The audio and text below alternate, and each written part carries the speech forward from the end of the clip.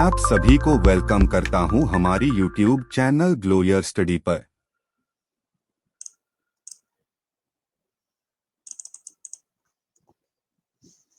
Good evening everyone. Good evening. क्या हाल चाल है आप सभी के?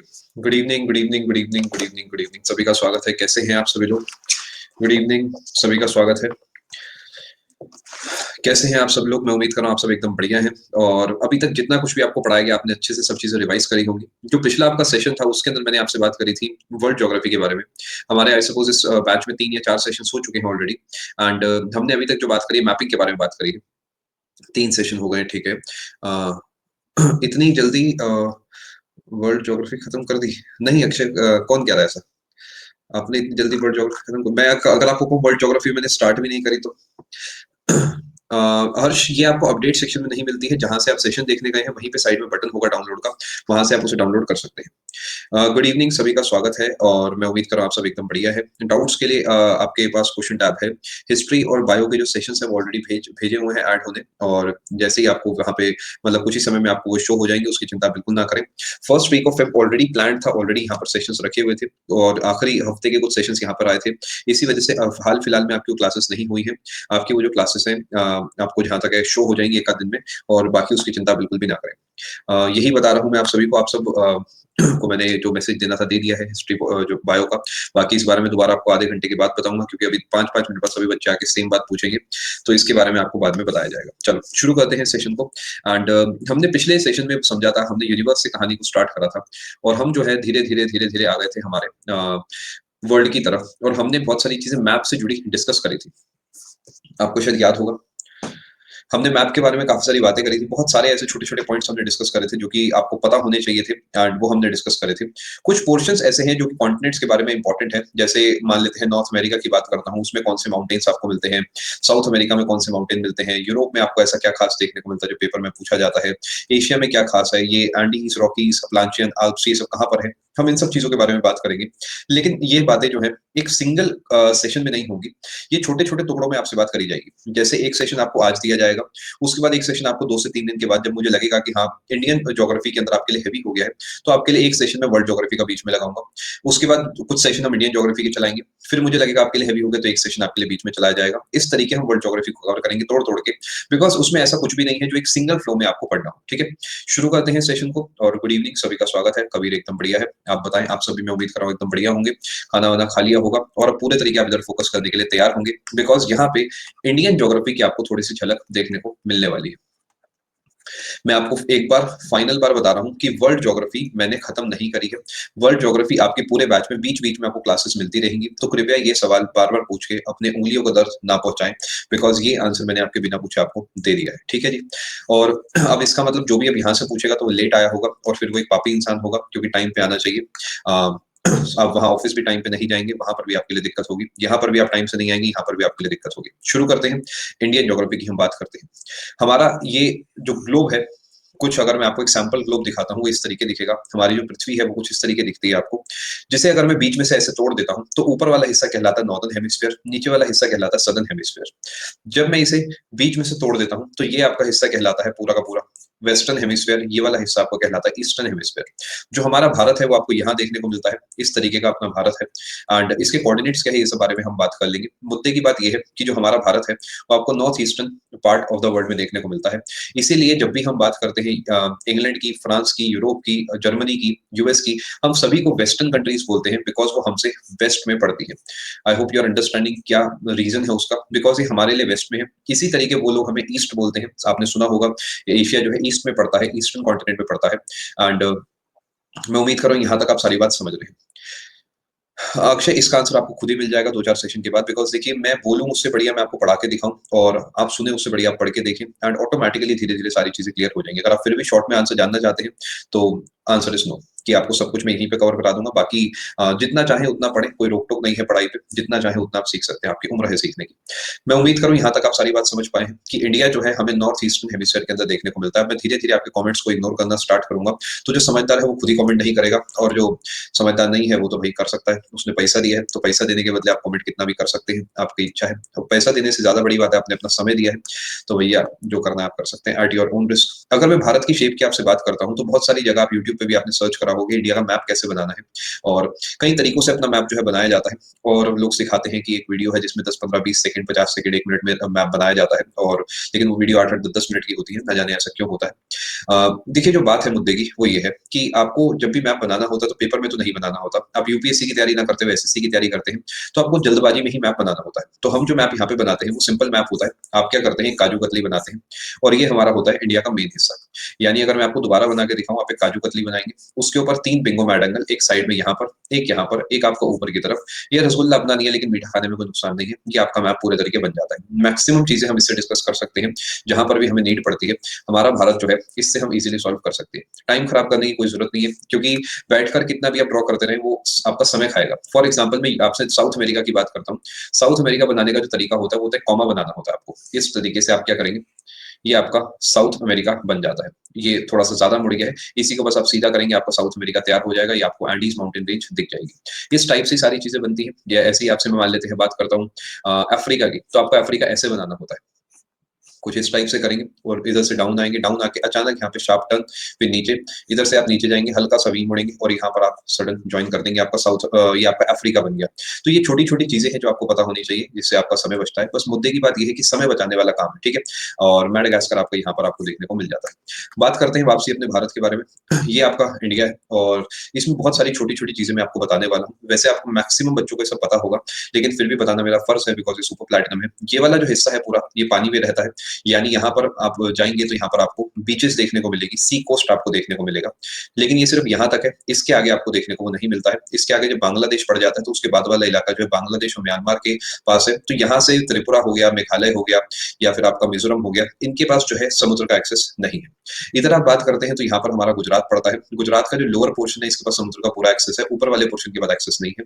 राजस्थान से लेकर जम्मू कश्मीर तक इनके पास एक्सेस नहीं है, और इधर की तरफ से आप जम्मू कश्मीर से लेकर आप कहीं तक भी जाएँगे, तो कोई भी एक्सेस आपको देखने को नहीं मिलता है। क्या मैं उम्मीद करूँ यहाँ तक आप बात समझ पा रहे हैं? हुँ, वही बिल्कुल भी ऐसे कमेंट ना करें कि मतलब आपत्तिजनक कमेंट बिल्कुल भी ना करें। आपको समझना होगा कि आप जिस जगह बैठने जा रहे हैं, आपके ऊपर एक ज़िम्मेदारी आने वाली है, और वो ज़िम्मेदारी जो है मंत्रालय सँभालने की ज़िम्मेदारी होने वाली है। तो वही बातें करें जो कि मतलब एक ऑफ़िसर को करनी चाहिए। मतलब ऐसी बातें ना करें जो मंत्रालय जो है वो शर्मिंदा हो जाए। ठीक है? ऐसा काम ना करें। आगे चलते हैं, और यहाँ तक मैं उम्मीद कर रहा हूँ आप सारी बात समझ पा रहे हैं। एक नदी है जिसके बारे में आज आपसे मैं बात करने वाला हूँ, और धीरे-धीरे करके हम कहानी को आगे लेके चलेंगे। हमारे देश में बहुत सारी अलग-अलग नदियाँ बहती हैं, बहुत सारे अलग-अलग पहाड़ हैं, पर्वत हैं, प्लेट्यूज़ हैं, जिसे पठार आप बोलते हैं। उसमें से एक नदी की मैं आज आपसे बात करने वाला हूँ, जिसका नाम है इंडस। आपने सुना होगा एक ट्रीटी है, इंडस वाटर ट्रीटी, जो कि बहुत ज़्यादा न्यूज़ में रही है पिछले काफ़ी समय। आजकल तो फिलहाल कोविड के चक्कर में इस साल में आपको कुछ खास सुनने को नहीं मिला होगा, बट वो हर समय न्यूज़ में रहती है। मतलब कुछ ना कुछ उससे सवाल भी बनता है। जैसे सबसे कॉमन सवाल जो है 1960 वाला है कि कब ट्रीटी साइन हुई। एक और सवाल आपका बनता है कि जो इंडस वाटर ट्रीटी है वो कौन से 2 देशों के बीच में साइन हुई है? ये छोटे-छोटे सवाल आपके बनते हैं। कौन इसका मॉडरेटर रहा है, ये सवाल आपका बनता है। ये चीज़ हम थोड़ी-सी यहाँ पे आज डिस्कस करेंगे। मैं आपको एक बार आपका पूरा इंडियन ज्योग्राफी का सिलेबस बता देता हूँ, सो दैट आपको आइडिया हो कि आपको पढ़ना क्या-क्या है। सबसे पहले अगर मैं आपसे बात करता हूँ, आपको इंडिया के बारे में पढ़ना है। इंडिया के जो बेसिक डिटेल्स हैं, यानी इंडिया का साइज़ कितना है, इंडिया के कोऑर्डिनेट्स कितने हैं, इंडिया का कोस्टल बाउंड्री कितना है, इंडिया के स्टेट्स कितने हैं, यूटीज़ कितने हैं, ये सब चीज़ आपको पढ़नी है। दूसरे नंबर पे आपको जो पढ़ना है, वो ये पढ़ना है इंडिया के फिजिकल फीचर्स कौन-कौन से हैं। फिजिकल फीचर्स के अंदर क्या-क्या आता है। सबसे पहले हम यहाँ पर हिमालय की बात करते हैं, यानी जो हमारे पहाड़ हैं, जो कि हमारे पूरे जम्मू कश्मीर से लेकर आपको देखने को मिलते हैं ऊपर वाले पोर्शन में। इसके अलावा जो आपको यहाँ पढ़ने हैं, यानी माउंटेन्स पढ़ते हैं। हिमालय के बाद हम यहाँ पे अरावली की पहाड़ियाँ पढ़ते हैं, ईस्टर्न घाट, वेस्टर्न घाट पढ़ते हैं। हिमालय एटसेट्रा लिख देता हूँ। इसके बाद हमें जितने भी प्लेट्यूज़ होते हैं, ये पढ़ने हैं। जैसे उसमें छोटा नागपुर प्लेट्यू हो गया, दक्कन प्लेट्यू हो गया, ये सेंट्रल हाइलैंड हो गई, ये सब चीज़ हमें पढ़नी है। ठीक है? तीसरे नंबर पे जो हमें पढ़ना है, वो यहाँ के प्लेन्स पढ़ने हैं।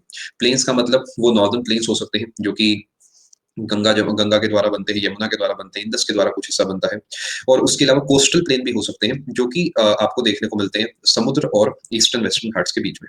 जी हाँ, पठार को ही प्लेट्यू बोलते हैं। इसके बाद आपको यहाँ पर आइलैंड्स के बारे में पढ़ना है। हमारे पास 2 जोड़े हैं आइलैंड्स के, जिसमें एक लक्षद्वीप है और एक आपका अंडमान निकोबार है। कौन से में कितने आइलैंड आपको देखने को मिलते हैं, ये सब हम चीज़ें डिस्कस करेंगे। इसके अलावा यहाँ पर हम डिस्कस करेंगे आपके साथ क्रॉप्स के बारे में कुछ इंपॉर्टेंट डेटा। इसके अलावा हम यहाँ पर सॉइल के बारे में कुछ एग्रीकल्चर से जुड़ा अगर आपको इन जनरल मैं यहाँ पे लिख के दूँ, तो हम यहाँ पर रॉक्स की बात करेंगे। हम यहाँ पर बात आपके साथ करेंगे, रिवर सिस्टम पूरा इसके अंदर कवर होगा आपका। इसके अलावा अगर मैं आपसे बात कर रहा हूँ रॉक्स हो गया, एग्रीकल्चर पूरा मैंने एक साथ लिख दिया है। एग्रीकल्चर से काफ़ी सवाल बनते हैं, उसमें क्रॉपिंग से लेकर सब कुछ है। एक खास टॉपिक है जो कि मैं यहाँ स्टार बना के लिख रहा हूँ, ये आपका क्लाइमेट है। क्लाइमेट एक ऐसा टॉपिक है जो कि इंडियन ज्योग्राफी में नहीं आता, ये वर्ल्ड ज्योग्राफी में आता है। लेकिन इससे सवाल जो है वो इंडियन ज्योग्राफी वाले बनते हैं। ऐसा इसलिए बता रहा हूँ मैं, क्योंकि सिर्फ इंडिया का कोई क्लाइमेट नहीं है। मतलब अगर आप सिर्फ इंडिया की बात करते हो, तो इंडिया का तो कोई क्लाइमेट नहीं होगा, तो इलाके का क्लाइमेट होता है। तो उससे हम वर्ल्ड ज्योग्राफी लेवल पे पढ़ते हैं। ये थोड़ा भारी टॉपिक रहता है, जब मैं इसे पढ़ाता हूँ तो काफ़ी बच्चों की बैटरी लो हो जाती है। तो ये टॉपिक भी हम कम से कम 1 या 2 दिन इसका डिस्कशन चलता है, यानी 3 से 4 घंटे हम सिर्फ क्लाइमेट के बारे में पढ़ते हैं। इसके अलावा छोटे-छोटे टॉपिक्स हैं, जैसे कि आपका क्लाउड्स के बारे में हमें पढ़ना होता है, लेयर्स ऑफ एटमॉस्फेयर के बारे में हमें पढ़ना होता है। छोटे-छोटे टॉपिक्स हैं जो कि हम यहाँ कवर करते हैं। रिवर सिस्टम मैंने पूरा एक साथ लिखा है, ये बहुत बड़ा टॉपिक अपने आप में माना जाता है। इसके अलावा भी आप कहेंगे काफ़ी सारे छोटे-छोटे टॉपिक्स हैं जो कि मैं विद टाइम उठाता रहूँगा, ठीक है? सबसे पहले आपको ये पता लग गया होगा कि हमें पढ़ना क्या है। पहला सेशन है इंडियन ज्योग्राफी का, तो कम से कम 15 से 20 मिनट आपको ऐसी-ऐसी बातें मैं क्लास में बताऊँगा जो कि डायरेक्टली पेपर में नहीं आती, बिकॉज़ वो बेस बनाने के लिए होगी, ठीक है?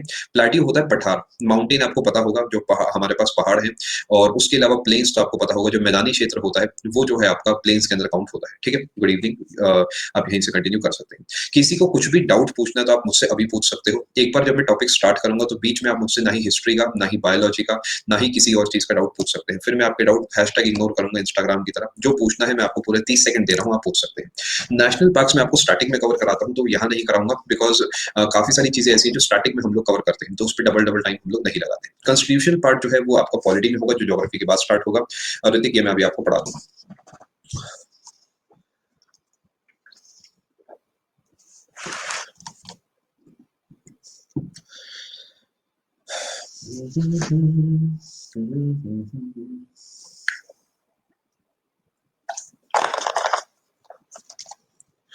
चलो, जो मोटे-मोटे सवाल आए हैं, वो आपको बता देता हूँ।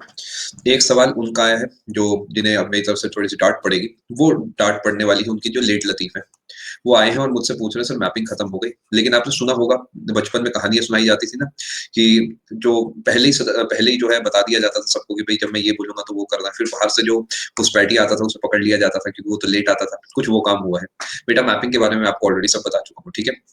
दूसरे नंबर पे सर नोट्स साथ-साथ बनाने हैं, सजेशन रहेगा, आप नोट्स ज़रूर बनाएँ, पहली बात बनाने हैं, आंसर इज़ येस। दूसरी बात साथ बनाने ही आपका कॉल है, अगर आपको लगता है आप साथ बना सकते हैं, बिल्कुल बनाएँ। तीसरे नंबर पे जो आप मुझे टॉपिक्स लिख रहे हैं, उसमें से अधिकतर टॉपिक्स मैं कवर करने वाला हूँ। ऑब्वियसली बहुत सारे ऐसे टॉपिक्स हैं जो छोटे-छोटे टॉपिक्स हैं, तो उनके लिए मैंने लाइन बना दी है। इन्हें हम यहाँ कवर करेंगे। इसके बाद भी कोई टॉपिक ऐसा आपको पढ़ने का मन हो, तो आप मुझे बता सकते हैं, मैं आपके साथ उसे डिस्कस कर लूँगा, कोई ऐसी दिक्कत की बात नहीं है। ठीक है जी? चलो, अब आगे चलते हैं। मुद्दे की बात कर लेते हैं। हमारा जो देश है, अगर मैं आपको इधर वाला हिस्सा बना के दिखाता हूँ, कुछ आप इस तरीके समझ सकते हैं। ये हमारा देश का इधर वाला हिस्सा बनता है। मैप्स वगैरह आपको दिखाए जाएँगे, सारे फैंसी काम करे जाएँगे, लेकिन अभी ज़रा मुद्दे की बात कर लेते हैं। ये हमारे देश का इधर वाला हिस्सा है। इसमें कुछ इलाके हैं जो आपको पता होने चाहिए।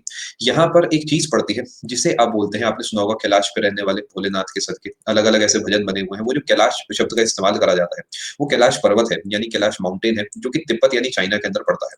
ये जो इलाका है, इसे तिब्बत बोलते हैं, चाइना के कब्जे में है, और यहाँ से काफ़ी सारी ऐसी नदियाँ निकलती हैं जो कि हमारे देश के काम की है।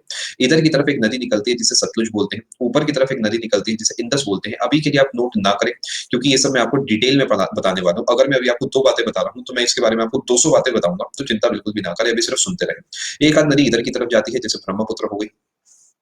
कुछ नदियाँ ऐसी हैं जो यहाँ से निकलती है, जैसे आपकी गंगा हो गई, आपकी यमुना हो गई। ये 2 नदियाँ आपकी यहाँ से आती हैं, इधर की तरफ मुड़ जाती हैं, और यमुना जो है आपकी यहाँ से इसके साथ-साथ निकल के नीचे की तरफ मिलती है इस पॉइंट पे, और यहाँ से आगे की तरफ चली जाती है। यहाँ से ये नदी जाती है आपकी बे ऑफ बंगाल में, बंगाल की खाड़ी में, बांग्लादेश में होते हुए। इसी तरीके जो ब्रह्मपुत्र नदी है, मैं आपको फिर बता रहा हूँ, शत प्रतिशत डेटा दोबारा बताऊँगा इससे बड़े लेवल पे, तो नोट मत करना, सिर्फ बेस बना लो अपना।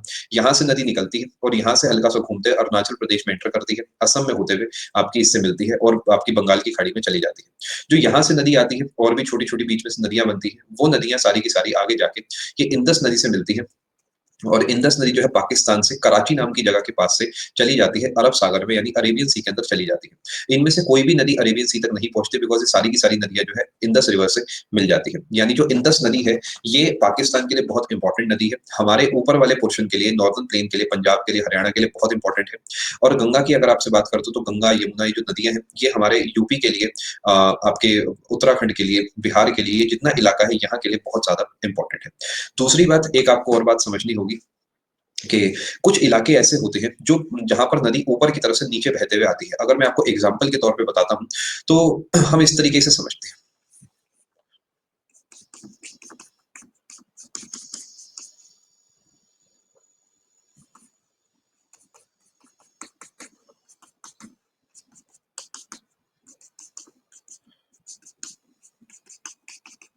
मान लेते हैं कुछ इलाके हैं जहां से अभी मैं आपको नदियां बना के दिखाने वाला हूँ छोटी छोटी। अब ध्यान से बात को समझना। एक नदी अगर यहाँ से आएगी तो वो हो सकता है इस तरीके घूमते हुए आपके पास आए और यहाँ पर आते आते मान लेते हैं इस जगह को पानी दे दे। बात समझ रहे हैं आप? ये नदी जो है ऊपर कहीं से बहते हुए आएगी, ऊपर बर्फ होगी, रास्ते में इसे जो है बारिश मिलेगी और वो जो नदी है आगे जाकर इसे यहाँ पर पानी दे देगी। क्या बात समझ पा रहे हैं? एक बार कंफर्मेशन देंगे। 5 से 7 मिनट में आपके लूंगा। देखिए मैं पहले ही बता रहा हूँ, अगले आधे घंटे बस सुनते जाओ मेरे कहने से। ये आधा घंटा मुझे दे दो अपने जीवन का, बदले में जो मैं आपको दूंगा सुख पाओगे, विश्वास करना। डेटा की बात है, फोटो की बात है, विश्वास करो मजा आ जाएगा। लेकिन अभी आधा घंटा जो है बस सुनते रहो मेरी। सर ये सुपर प्लैटिनम है तो इसमें जरा थोड़ा-सा आपको अच्छे से ही पढ़ाया जाएगा, शॉर्टकट में नहीं पढ़ाया जाएगा, ठीक है? एक मान लेते हैं और नदी जो है यहाँ से आपकी निकल के आती है। अब ज़रूरी नहीं है कि वो इसके पैरेलल चले, ऐसा बिल्कुल ज़रूरी नहीं है कि वो इसके पैरेलल चले, हो सकता है वो चले, हो सकता है वो ना चले, भई वो उसकी मर्ज़ी। ये एक और नदी है जो आपके ऊपर की तरफ से आई है, यहाँ से आप कहेंगे थोड़ी-थोड़ी वो बड़ी होती जाएगी और इस तरीके ये नदी जो है यहाँ पर चली जाएगी। ये 2 नदियाँ मैंने आपके सामने बनाई हैं। कुछ इम्पोर्टेंट बातें जो मैं आपको यहाँ समझाना चाह रहा हूँ वो ये है कि सबसे पहली बात, जब नदी ऊपर की तरफ से नीचे आती है तो क्या अपने साथ कंकड़ पत्थर लेते हुए आती है? एक बार सोचें। भाई ऊपर से आ रही है तो चट्टानों को काटते हुए आती है और चट्टान जो होती है उसके अंदर अलग अलग मिनरल्स होते हैं, बहुत सारी और भी चीजें होती हैं, तो वो उन्हें लेते हुए अपने साथ आ जाती है ना? अब जब वो नीचे की तरफ आती है तो वो काफी सारी चीजें तो यहाँ पर इकट्ठी हो जाती है, इस जमीन के ऊपर वो चीजें इकट्ठी हो जाएंगी और वो जो जमीन होती है वहां पर एक मिट्टी तैयार होती है, जो मिट्टी बहुत ही उपजाऊ होती है। ना ही मैं यहाँ पे अलूवियल सॉइल बोलूँगा, ना ही मैं लेटराइट बोलूँगा, ना ही ब्लैक बोलूँगा, बिकॉज़ ये सब हम डिटेल में बाद में पढ़ेंगे। अभी के लिए बस मुद्दे की बात कर रहा हूँ। वो जो आपकी ज़मीन होती है उसके अंदर सारे के सारे जो माउंटेन से इम्पोर्टेंट मिनरल्स आने हैं वो आ जाते हैं और वहाँ पर फसल बहुत बढ़िया से उग सकती है। इसी तरीके की दूसरी नदी मान लेते हैं यहाँ पर इस तरीके आपके सामने जा रही है, जो कि मान लेते हैं इसी टाइप से यहाँ से घूमते-घूमते इस तरीके यहाँ पर पहुँच गई होगी। अब जो मुद्दे की बात है वो ये है कि भले ही ये वाला इलाका ऐसा हो जहाँ पर आपको बंजर ज़मीन देखने को मिले, ये वाला इलाका हो सकता है ऐसा हो जो बंजर ज़मीन आपको देखने को मिले, बिकॉज़ यहाँ पर आपको कुछ भी नदी का साधन देखने को नहीं मिल रहा है। ऐसा हो सकता है क्या? ऐसा बिल्कुल हो सकता है सर, बिकॉज़ यहाँ तक जो है आपका कुछ ख़ास गया नहीं था, है ना? इसी तरीके हो सकता है ये वाला जो आपका इलाका है यहाँ पर भी आपको बंजर ज़मीन देखने को मिले, बट जैसे-जैसे आप नदी के पास जाते जाएँगे, क्योंकि नदी ज़मीन के अंदर तक पानी को भेज सकती है, तो ग्राउंड वाटर के नाम पर आप कहेंगे यहाँ पर आपको हरियाली देखने को मिल सकती है। यानी जो पास वाला इलाका होगा जनरली स्पीकिंग वो हमेशा ही हरा-भरा होगा और यहाँ पर जो है खेती बहुत अच्छे से करी जाती होगी। यानी जितना भी नदी के किनारे वाले क्षेत्र हैं, वहाँ पर फसल उगाने की, खाने-वाने की कोई खास दिक्कत की बात नहीं होगी। ये वाला पूरा इलाका जो है हमेशा से ही बढ़िया काम आपका कर रहा होगा। ये वाला इलाका भी इसी टाइप का होगा, बढ़िया होगा। लेकिन एक और खास इलाका है जो कि बहुत ही बढ़िया होगा। ऐसा इसलिए आपको बता रहा हूँ क्योंकि दोनों तरफ इसकी नदी है, तो क्या ये वाला इलाका बहुत ही बढ़िया माना जाएगा? बिकॉज़ इसमें दोनों तरफ नदियाँ हैं, तो कुछ पानी इधर वाली नदी ज़मीन के अंदर से देगी, कुछ इधर वाली। ओवरऑल पानी की कमी यहाँ पर कभी भी नहीं होगी। तो अगर मुझे ज़मीन खरीदनी है अपनी खेती के लिए, तो मैं यहाँ पर खरीदूँगा, बढ़िया है। यहाँ खरीदूँगा, बहुत बढ़िया है। और यहाँ खरीदूँगा तो सबसे बढ़िया है, बिकॉज़ हो सकता है ये नदी में पानी कम आए, यहाँ पर थोड़ा-सा लॉस हो जाएगा। इसमें पानी कम आए, यहाँ लॉस आएगा। लेकिन अगर बीच वाले इलाके में खरीदूँगा, तो यहाँ पर मेरा फ़ायदा होगा, है ना? ये एरिया आपको पास दिखा रहा हूँ, लेकिन थोड़ा-सा इसे दूर इमेजिन करो साहिल, आप और काफ़ी बच्चे। मान लो एक पूरा शहर है बीच में, पूरा बरेली, पूरा दिल्ली ऐसे इमेजिन करोगे तो आप समझोगे कि जो फ्लडिंग है, उसके चांसेस कम है। ऑब्वियसली फ्लडिंग के चांसेस हैं, जैसे बिहार में, असम में फ्लड्स आती हैं, बट अगर बड़े इलाके को मानो, तो ऐसा नहीं है, एक मोहल्ले जितना नहीं बना रहे, इसे बड़े-बड़े शहर मान के चलो, तब आप अच्छे से समझ पाओगे। ये जो बीच वाला इलाका है, ये 2 नदियों के बीच वाला हिस्सा होता है। जो आब एक शब्द होता है, आब, इसका मतलब होता है पानी। पानी मतलब पानी, पानी बोलते हैं पंजाबी में, आप कहेंगे पानी। 2 का मतलब हम सबको पता है 2, यानी 2 आप जो होगा, इसका मतलब हो गया कि यहाँ पर 2 नदियों का पानी आता है। तो जो 2 नदियों के बीच का इलाका है, उसे आप दोआब बोलते हैं। पेपर का सवाल है। इंडियन ज्योग्राफी का पहला सवाल मैंने अभी आपके साथ डिस्कस करा है। पंजाब इसका एग्जाम्पल हो सकता है, इसीलिए हम पंजाब को बोलते हैं पंज आप। पंज आप, यानी ऐसा जगह जो कि 5 नदियों के पानी से मिलकर बनता है। Land of 5 reverse. इसे, इसका शब्द का मतलब ही ये है, बिकॉज़ जो ओवरऑल पंजाब है, वो बड़ा पंजाब था, आप सबको पता होगा। यानी पंजाब, आधे से ज़्यादा पंजाब जो है पाकिस्तान में है, तो अगर आप पूरे पंजाब को देखोगे तो पूरा का पूरा जो पंजाब है आपका, ये पंजाब आपका 5 नदियों के मेल से बना था। काफ़ी लोग लैग कह रहे हैं। एक बार आप मुझे कन्फर्मेशन देंगे। जी हाँ, बिल्कुल सही ऋषभ। लैग तो नहीं है, नेम द 5 आया है। दोस्त विश्वास करो मेरा, मैं नाम लिखवाऊँगा भी और याद भी कराऊँगा। बिल्कुल ही बेफ़िक्र हो जाओ, मेरे पे सारा काम छोड़ दो, ठीक है? क्या मैं उम्मीद करूँ आपका बेस बन पा रहा है? नो लैग, चलो ठीक है। यहाँ तक हमने बहुत ही बेसिक लेवल की बात करी है, जैसा मैंने आपको फिर से बता रहा हूँ, क्योंकि देखो होता क्या है, बच्चा जब शुरू-शुरू में आता है ना, वो सबसे पहले क्या करता है, वो जज बन जाता है। यानी वो क्या करता है, वो देखता है कि सर कैसा पढ़ाते हैं, यहीं पे उसकी सबसे बड़ी गलती होती है, बिकॉज़ जब वो पढ़ने आया तो उसका काम एक स्टूडेंट के नाते पढ़ना है। क्योंकि अगर कोई भी आपको यहाँ पर पढ़ाता है अनअकैडमी पर, तो ये मतलब मैं अपने लिए नहीं कह रहा, इन जनरल सभी के लिए कह रहा हूँ, फॉर ऑल द एजुकेटर्स, सब के सब बहुत ही तोड़ू पढ़ाने वाले हैं, तभी वो यहाँ पर बैठे हैं। उन्हें उनका काम बहुत अच्छे से प्रोफेशनली पता है, तभी वो यहाँ बैठे हैं, तो क्यों ना पढ़ा जाए, है ना? तो कोशिश करें आधा पौना घंटा बिल्कुल कुछ सोचे ना, बस पढ़ते जाएँ, ठीक है? अब दिल्ली वाले हैं यार, ऐसे शब्द जो हैं ज़ुबान पे रहते ही हैं। दिल्ली में क्या करें, भाषा हमारी ऐसी है, अब तो बहुत कम हो गई है ऐसी भाषा। चलो आगे चलते हैं। यहाँ तक तो हम सारी बात समझ पा रहे हैं, ठीक है? अब कुछ और बातें आपके साथ कर लेते हैं। अगर मैं आपको कहता हूँ एक इलाका ऐसा है, ये तो देखो हो गया आपके सामने एक पानी वाला रास्ता, पानी के बीच वाला इलाका। अब मान लेते हैं एक और इलाका मैं आपके सामने बनाता हूँ, जो कि थोड़ा-सा ऐसा है।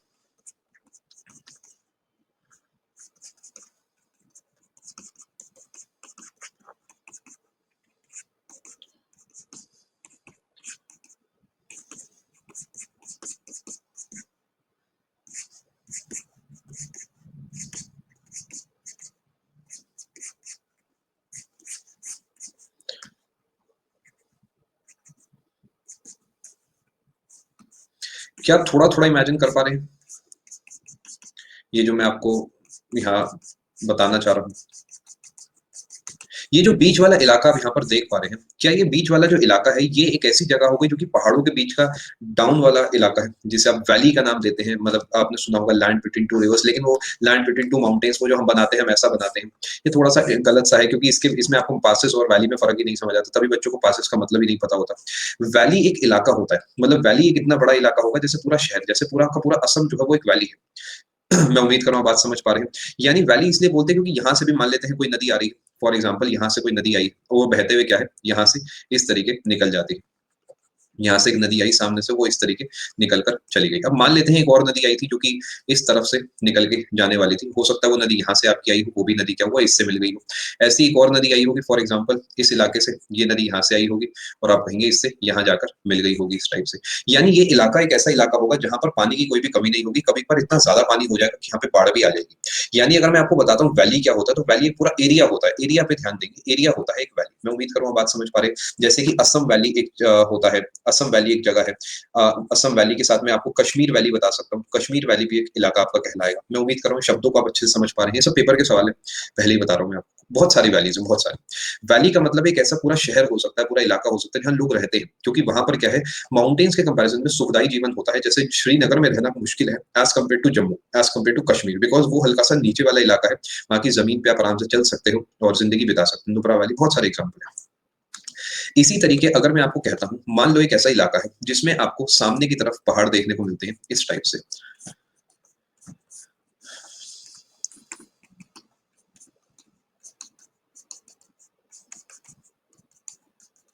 और ये पहाड़ एक चेन के तरीके एक तरफ से दूसरी तरफ तक चले जा रहे हैं। और इनकी खास बात ये है यहाँ से जब ये चल रहे हैं, तो मैं इन्हें कह सकता हूँ एक सिंगल माउंटेन नहीं है, एक साथ पूरी की पूरे माउंटेन रेंज है, तो मैं इसे माउंटेन रेंज कह सकता हूँ, राइट?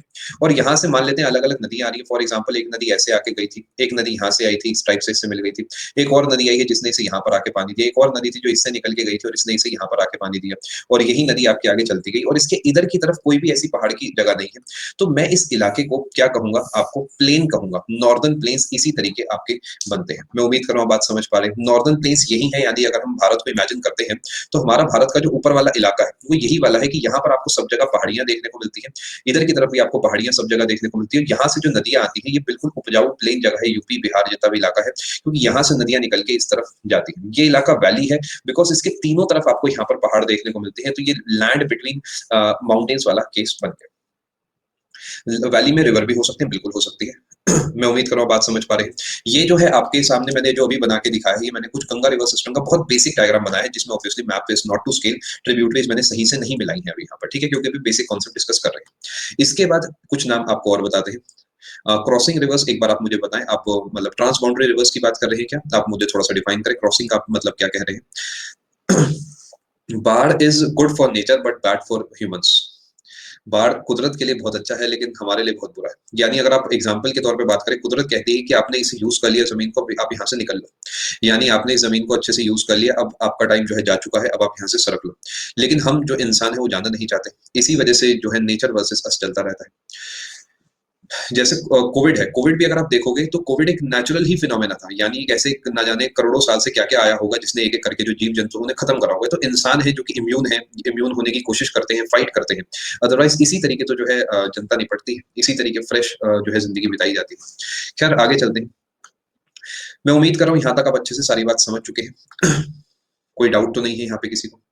कुछ पहाड़ियाँ हैं हमारे देश में जो आपको मैं समझाना चाहता हूँ, उन्हें आप बड़े ही ध्यान से समझेंगे। अगर मैं आपको अपना देश थोड़ा-सा डिटेल में बना के दिखाऊँ, तो हल्का-सा अपना देश जो है ऐसा दिखता है। अभी के लिए रफ ही बना रहा हूँ क्योंकि मुझे कुछ और आपसे बात करनी है।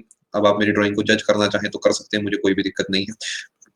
ध्यान से मेरी बात को समझिए। ये जो इलाका आपका है, यहाँ पर आप देखेंगे, एक तो माउंटेन रेंज आपको यहाँ देखने को मिलती है। ये माउंटेन रेंज जो है आपकी हिमालयन माउंटेन रेंज है। नहीं यार, ये तो सच में बुरा डायग्राम है, तो मुझे खुद ही बहुत बुरा लग रहा है, लेकिन मैं जल्दबाजी में बना रहा हूँ, तो ज़रा मुद्दे की बात कर लेते हैं। एक आपको यहाँ से यहाँ तक पहाड़ी देखने को मिलती है, इसे बोलते हैं अरावली की पहाड़ियाँ। ये आपकी अरावली की पहाड़ियाँ हैं, ठीक है? अभी ये सब नोट कराऊँगा, इन्हें डिटेल में पढ़ाऊँगा, सबसे ऊँची चोटी कौन-सी है, ये सब आपको पढ़ाया जाएगा।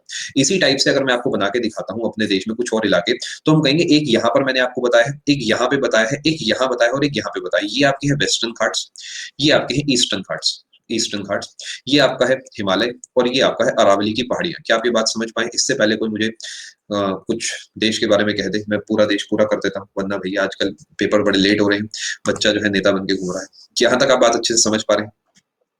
अरावली की पहाड़ियाँ, हिमालय, इधर वेस्टर्न घाट्स, इधर ईस्टर्न घाट्स, सब के सब जो हैं आपके माउंटेन रेंजेस हैं, ठीक है? यहाँ तक मैं उम्मीद कर रहा हूँ अच्छे से आप समझ रहे हैं। रसगुल्ला रह गया है, एक्चुअली लंका है तो मैं इसे बनाता हूँ, कभी नहीं बनाता हूँ।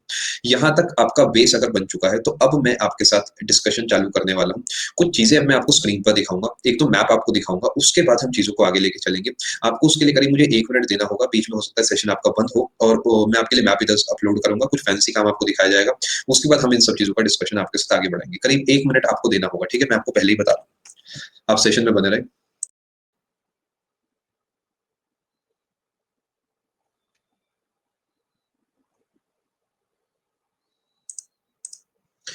एक बार कंफर्मेशन देंगे। यार कुछ कनेक्शन इशू हो गया था, जिस चक्कर में ज़्यादा टाइम लग गया। मुझे उम्मीद है आप सभी को आवाज़ बिल्कुल साफ आ रही होगी। अभी कुछ मैं आपको स्क्रीन पर दिखाने वाला हूँ। बेसिक मैप से ही हम यहाँ पे स्टार्टिंग कर रहे हैं अभी, बिकॉज़ पहला दिन है, मैंने यही सोचा एकदम हाई लेवल नहीं जाते। कुछ मैप अभी आपको दिखेगा स्क्रीन पर और बड़ा बेसिक मैप है और ये इसलिए ज़रूरी है बिकॉज़ आपको पता होना चाहिए इसके बारे में। रुकिए, ये रहा। क्या आप सभी को मैप ऑफ इंडिया दिख रहा है स्क्रीन पर? ये ऑफिशियल मैप है, यानी गवर्नमेंट की तरफ से दिया हुआ मैप है और मतलब एक आप सबको पता होगा सरकार इश्यू करती है एक मैप। जब भी आप पढ़ें इसी मैप से पढ़ें, बिकॉज़ ये मैप जो है ऑफिशियल मैप ऑफ इंडिया है, जो इस पे प्रेज़िडेंट के भी साइन होते हैं। तो कभी भी आपको कोई भी चीज़ डिस्कस करनी हो, कोई बाउंड्री देखनी हो, आप इससे आराम से देख सकते हैं। चलो, अब कुछ इंपॉर्टेंट बात आपके साथ कर लेते हैं यहाँ पे। देखिए, सेशन नंबर 1 है हमारा इंडियन का, तो कम से कम 1 से डेढ़ सेशन लगेगा आपको इसके अंदर डूबने में, ठीक है? मैप आपको मैं प्रोवाइड कर दूँगा पीडीएफ के रूप में, आप चिंता ना करें, बाकी गूगल करेंगे एक बार आपको मिल जाएगा। अब बात को बड़े ही ध्यान से समझना होगा। पहली बात तो ये है कि सर भले ही वो पीओके है, लेकिन वो इंडिया है। कुछ चीज़ें मैं आपको बता देता हूँ क्योंकि ये डाउट बीच-बीच में बच्चों के डाउट आते हैं। वो पाकिस्तान ऑक्यूपाइड कश्मीर है, यानी it is a part of India. तो अगर यहाँ की चोटी की मैं बात करता हूँ, तो सर ये इंडिया है। यहाँ की बात करता हूँ, सर ये इंडिया है। यहाँ की बात करता हूँ, ये इंडिया है। इट डज़ नॉट मैटर वो कहाँ पर है। अगर वो इस रेखा के अंदर है, तो वो भारत का हिस्सा है। यहाँ पर आपको कुछ भी दिखेगा, वो भारत का हिस्सा माना जाएगा। इसी टाइप से इधर की तरफ भले ही ये पैंगोंग झील आपको उधर दिखे, इधर दिखे, जब तक हम इस देश के नागरिक हैं और उसके बाद भी हम इसे इंडिया का ही हिस्सा मानेंगे, बिकॉज़ ये भारत का ही है, भले ही किसी और के कब्ज़े में हो। यहाँ पर इसी तरीके अरुणाचल प्रदेश अगर कुछ हिस्सा कब्ज़ा करके बैठता है, तो भी ये इंडिया ही माना जाएगा क्योंकि हमारा देश कहता है ये हमारा ही अपना हिस्सा है। ये बिल्कुल अक्साई चीन की हम बात कर रहे हैं, ठीक है? एग्ज़ाम में किस पार्ट पर टिक करें? एग्ज़ाम में पहली बात तो इससे सवाल नहीं बनता, फिर भी अगर बनता है, तो सर यहाँ वाले कोने से लेकर ये हमारी बाउंड्री है। अपने को ये लाइन पढ़ाई जाएगी, लेकिन लाइन एजुकेशनल पर्पज़ के लिए पढ़ाई जाएगी। लेकिन जो हमारी बाउंड्री मानी जाएगी, वो यही बाउंड्री मानी जाएगी। क्या मैं उम्मीद करूँ आप बात समझ पा रहे हैं? इसी तरीके हमारी बाउंड्री यही मानी जाएगी। अगर कोई ऐसी जगह है जो आपको पता है पाकिस्तान ने कब्ज़ा कर रखा है, तो वो इंडिया का ही हिस्सा है। हमारी बाउंड्री वही है जो इस मैप में है, ठीक है? मुद्दे की बात कर लेते हैं थोड़ी-सी। सबसे पहले कुछ बेसिक इन्फॉर्मेशन मैं आपको दे देता हूँ। आपका ऊपर लद्दाख है, ये जम्मू कश्मीर है, ये दोनों इलाके जो है यूटी है, ये भी हमारा यूटी है। केंद्र शासित प्रदेश, ये भी आपका यूटी है, यानी आप कहेंगे यूनियन टेरिटरीज़ है। इसके बाद ये आपका स्टेट है, ये आपका स्टेट है, ये आपका स्टेट है। ये हिमाचल प्रदेश है, ये पंजाब है और ये हरियाणा है। ये है देश की राजधानी दिल्ली। यहाँ पर आपको देखने को मिलता है सबसे ज़्यादा पॉपुलेशन वाला स्टेट उत्तर प्रदेश। यहाँ पर आपको देखने को मिलता है सबसे ज़्यादा पॉपुलेशन डेंसिटी वाला स्टेट बिहार। जब आप इधर की तरफ जाते हैं तो यहाँ पर आपको वेस्ट बंगाल देखने को मिलता है। ये आपका वेस्ट बंगाल है जिसके पड़ोस में बांग्लादेश आपको देखने को मिलता है। ऊपर की तरफ सिक्किम है, ये भी एक राज्य है। इधर असम आता है, असम एक वैली वाला इलाका है, ये भी एक स्टेट है। इसके चारों तरफ जितने भी आपको अलग-अलग राज्य दिख रहे हैं सब इसे टच करते हैं। ये आपका असम है, ध्यान रखेंगे। इसके नीचे वाला जो आपका राज्य है, ये आपका मेघालय पड़ता है। इधर इसकी हम डिटेल में बात करेंगे। अरुणाचल प्रदेश आपको यहाँ दिख रहा है, ये आपका नागालैंड है, ये आपका मणिपुर है, ये आपका मिज़ोरम है, ये आपका त्रिपुरा है। अब आपका मन कहेगा सर ये कौन सी स्पीड हुई पढ़ाने की? ये कोई बात थोड़ी है। ये क्या पढ़ा दिया आपने? दोस्तों पहली बात, ये सब स्टैटिक का है, तो स्टैटिक में आपको डिटेल में बताया जाएगा। ये जो मैप आपको दिखाया जा रहा है, ये इंडिया का नक्शा डिस्कस नहीं करेंगे हम, बस हल्की सी चीज़ आपको बताएँगे और उसके बाद मुद्दे की बातें आपसे करेंगे। ये आपको बेसिक आइडिया दिया गया है बस, और बाकी इसका डिस्कशन हम किसी और क्लास में ज़रूर करेंगे। ये राजस्थान आपको देखने को मिलता है, या मध्य प्रदेश है, और यहाँ पर आपका गुजरात है, और भी ऐसे बहुत सारे राज्य आपको देखने को मिलते हैं, ठीक है? अब इम्पोर्टेंट बात करते हैं थोड़ी-सी, बहुत बढ़िया भी, आपको याद है, बहुत बढ़िया सही। ध्यान से बात को समझना। जो हमारे हिमालय है, वो हमें यहाँ पर देखने को मिलते हैं, राइट? इस टाइप से। कुछ हिस्सा ऑब्वियसली क्योंकि चौड़े होते हैं तो आपको ऐसा भी देखने को मिलेगा, और हल्का-सा नीचे की तरफ भी आपको देखने को मिल सकता है, हल्का-सा ऊपर की तरफ भी। यानी हिमालय जो अपने चलते हैं, वो कुछ इस तरीके से आपको देखने को मिलते हैं। जैसा मैं अभी काली रेखा से बना रहा हूँ, ये हमारे हिमालय है। यानी लद्दाख वाले हिस्से में बहुत सारा हिमालय होगा, हिमाचल वाले हिस्से में भी होगा, उत्तराखंड वाले में भी होगा, नेपाल में होगा, सिक्किम में होगा, भूटान में होगा, अरुणाचल प्रदेश में होगा, और ये यहाँ पर मुड़ता भी है, तो आपको यहाँ पर भी देखने को मिलेगा। ये भी हम आगे चल के डिस्कस करेंगे। क्यों मुड़ता है, कैसा मुड़ता है, सब बातें आपके साथ करेंगे, ठीक है?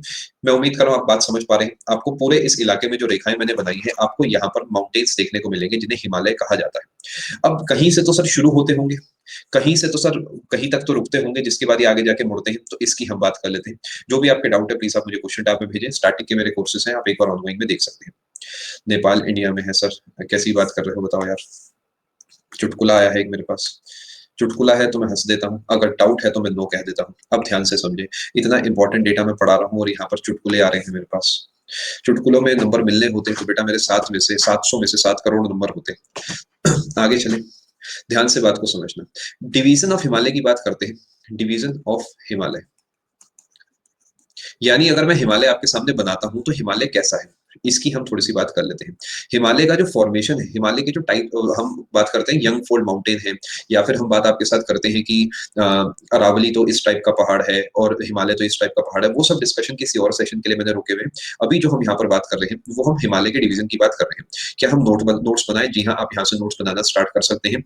यहाँ से बहुत सारा डेटा आपके पेपर में पूछा जाता है। अब हिमालय जो है, क्या अपना कुछ इस टाइप से आपको दिखता है? अगर आप नोटिस करें, मैं धीरे-धीरे आपके दिमाग में कुछ फ़ोटोज़ डाल रहा हूँ। अगर आप नोटिस करोगे, पहले मैंने क्या करा, ये वाली फ़ोटो डाली, जिसमें हिमालय मैंने ऊपर से चौड़ा बनाया, इधर से पतला बनाया। अब मैंने जान के उसे एक्सट्रीम केस कर दिया, बहुत ही पतला पीसेज़ बना दिया, जिससे वो आपके दिमाग में छप जाए। अब ये अपना-अपना तरीका हो गया पढ़ाने का। अब इसे अगर मुझे देखना है, समझना है, तो इसे 2 तरीके से मैं देख सकता हूँ। पहला तरीका तो ये है कि मैं इसे लेयर बाय लेयर देख सकूँ, है ना भई? कि मैंने एक लेयर अलग कर दी, दूसरी लेयर अलग कर दी, तीसरी अलग कर दी। दूसरा तरीका क्या होता है? दूसरा तरीका ये होता है कि मैं इसे इस तरीके तोड़ दूँ। जैसे कि अपना पिज़्ज़ा होता है, पिज़्ज़ा पे आप एक तो लेयरिंग के तरीके देख सकते हो, सबसे पहले आपका ये है, उसके बाद ये है, उसके बाद वो है। और हो सकता है आप उसे काट कर साइड में से देखो कि अच्छा यहाँ से यहाँ तक मेरा है, यहाँ से यहाँ तक तेरा है, और जो बचा हुआ है वो तेरा है। इस तरीके 2 तरीके हम देख सकते हैं चीज़ों को। यानी अगर मैं इसे इस तरीके डिवाइड करता हूँ, यहाँ से लेकर इस तरीके, तो हम इसे बोलेंगे लैटिट्यूडिनल डिवीज़न है। लैटिट्यूडिनल डिवीज़न है, यानी हॉरिज़ॉन्टल वे में हमने इसे डिवाइड करा, हॉरिज़ॉन्टली। और हो सकता है हम इसे ऊपर से नीचे तक तोड़ें, तो ये आपका होगा लॉन्गिट्यूडिनल डिवीज़न, लॉन्गिट्यूडिनल डिवीज़न। ये वर्टिकल डिवीज़न कहलाएगा। वर्टिकली हमने अगर इसे तोड़ा है, यानी अगर मैं आपको हरी रेखा बना के दिखाता हूँ, तो आपका वो लैटिट्यूडिनल डिवीज़न होगा। इस टाइप से आपको अलग-अलग हिस्से मिलेंगे। अगर मैं आपके सामने मान लेते हैं पीली रेखा बनाता हूँ, पीला ये बना दिया है मैंने, तो यहाँ पर आपको इस तरीके का तोड़ा हुआ दिख सकता है। ठीक है? अब एक सवाल आता है, सर ये लैटिट्यूड क्या होता है? लैटिट्यूड वो लाइनें होती हैं जो कि पृथ्वी पे ऐसे लेटी हुई होती हैं। पिछले सेशन में भी आपको बताया गया था, यानी अगर पृथ्वी को हम इस टाइप से अलग-अलग हिस्सों में तोड़ते हैं, तो इन सबको लैटिट्यूड्स बोला जाता है। ये ऊपर की तरफ भी होती है, ये नीचे की तरफ भी होती है, ये आपको दोनों तरफ देखने को मिलती है, ठीक है?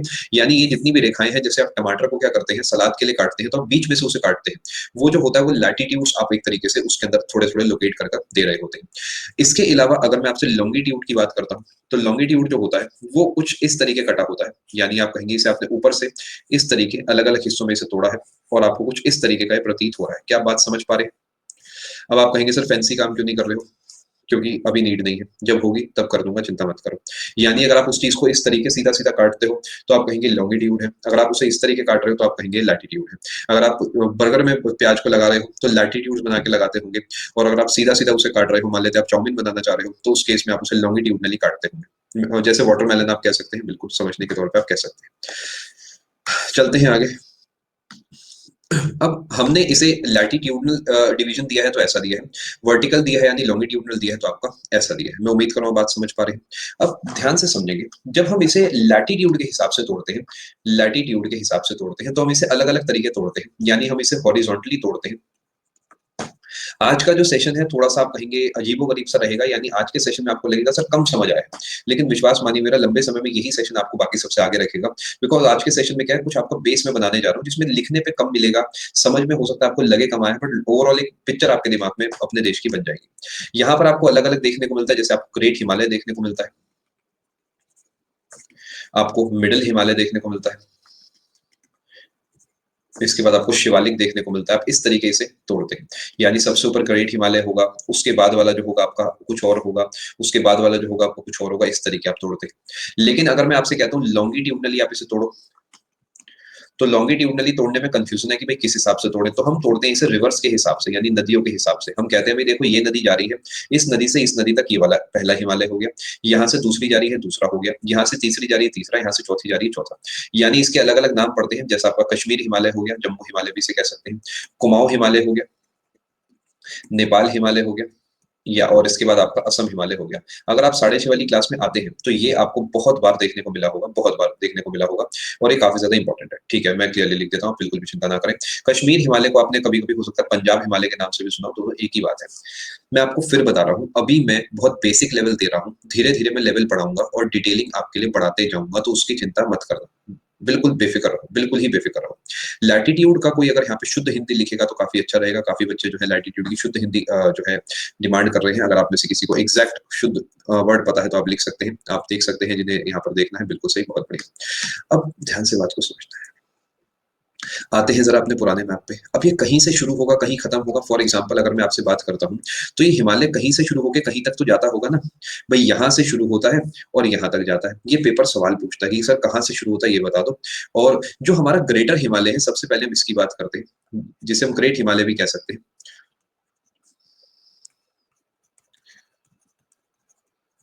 ये आपका यहाँ से स्टार्ट होता है और ऑल टुगेदर इस तरीके जाता है एंड तक। ये जो पॉइंट है जहाँ से स्टार्ट होता है, इसे बोलते हैं हम नंगा पर्वत।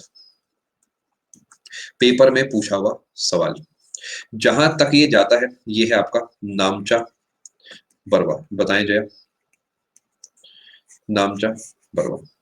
ये आपको ध्यान रखना है कि नंगा पर्वत से लेकर आपका ये नंगा पर्वत आपको जम्मू एंड कश्मीर वाले इलाके में दिखता है और नामचा पर्वत आपको अरुणाचल प्रदेश वाले इलाके में देखने को मिलता है, ठीक है? अब ये जो पूरा आपको इलाका दिख रहा है, इसके अंदर सबसे ऊँची जो चोटी है वो माउंट एवरेस्ट है, इसमें कोई ऐसी नई बात नहीं है जो मैं आपको बता दूँगा। ये जो माउंट एवरेस्ट है, ये आपको देखने को कहाँ मिलती है? ये आपको देखने को मिलती है माउंट एवरेस्ट, नेपाल के अंदर। और इसका कुछ हिस्सा आप चाइना की तरफ कह सकते हैं, यानी एक फेस इसका चाइना की तरफ है, तो चाइना और नेपाल की आप बाउंड्री भी इसे कह सकते हैं।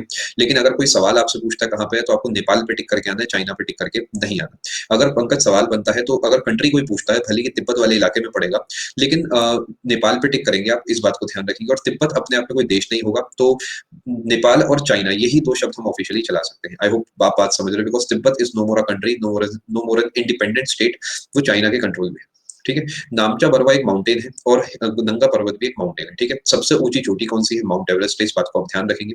और ये जो ग्रेट हिमालय है, ये क्या हर समय बर्फ से ढके होते हैं, ये स्नो से ढके होते हैं। यानी क्योंकि इतनी ऊँचाई पर है, इतना ज़्यादा वहाँ पे ठंडक है कि वो हर समय जो है बर्फ से ढके होते हैं। अब बर्फ से ढके होने का मतलब ये है कि हम कह सकते हैं कि अगर हम इसे दूर से देखेंगे, तो हम इसे कह सकते हैं कि इसके ऊपर बर्फ की एक चादर ढकी हुई है। हम इसे कह सकते हैं इसके ऊपर बर्फ की एक चादर ढकी हुई है। यानी आप इसे बोल सकते हैं हिमाद्री। यानी हिम मतलब बर्फ या कवर्ड बाय स्नो। क्या मैं उम्मीद कर रहा हूँ बात समझ पा रहे हैं? समझने के लिए आनंद इसे लद्दाख भी कह सकते हैं। अभी बस मैं बेसिक आपको आइडिया दे रहा हूँ, लद्दाख आपके साथ मैंने यहाँ पे लिख दिया, ऐसी कोई दिक्कत नहीं है। एक बेसिक आइडिया आपके लिए बनाते हुए चल रहा हूँ। यानी हिमाद्री जो है, याद रखेंगे ग्रेटर हिमालय को कहा जाता है। काफ़ी बच्चे लैग कह रहे हैं, फिर काफ़ी बच्चे नो लैग कह रहे हैं।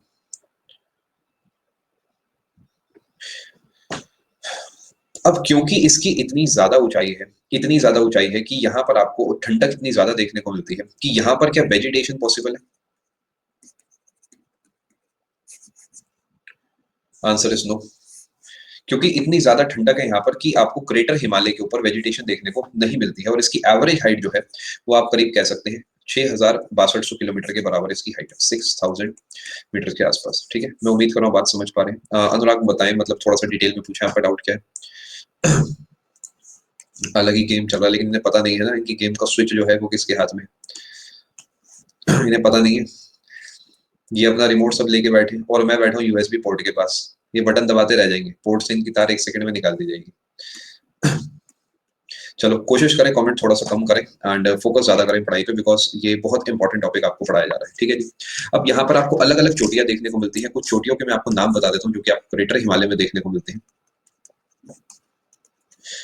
जिसमें आपको अगर मैं एक तरफ से शुरू करता हूँ, मान लेते हैं मैं केदारनाथ से शुरू करता हूँ। केदारनाथ, बद्रीनाथ, नंदा देवी, ये तीनों जो हैं चोटियाँ आपको ये देखने को मिलती हैं उत्तराखंड में। पेपर का सवाल है, नंदा देवी जो पीक है ये आपको कहाँ देखने को मिलती है? उत्तराखंड में आपको देखने को मिलती है। इसके बाद अगर मैं आपसे बात करता हूँ मकालू, चोटी का मतलब चोटी, चोटी, चोटी, चोटियाँ गूंज रही हैं कमेंट सेक्शन में। हिंदी में पढ़ाऊँ तो भी लफड़ा, इंग्लिश में पढ़ाओ तो भी लफड़ा। पीक्स ऑफ ग्रेटर हिमालय,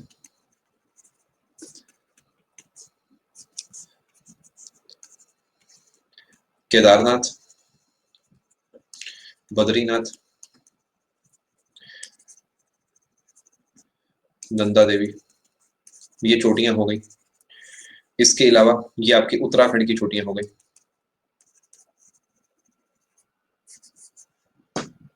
इसके अलावा आप बात करते हैं जैसे नेपाल की, अगर मैं आपसे यहाँ पे बात करता हूँ तो नेपाल में आपको मकालू, मनसालू, माउंट एवरेस्ट यानी एवरेस्ट आपको देखने को मिल सकता है।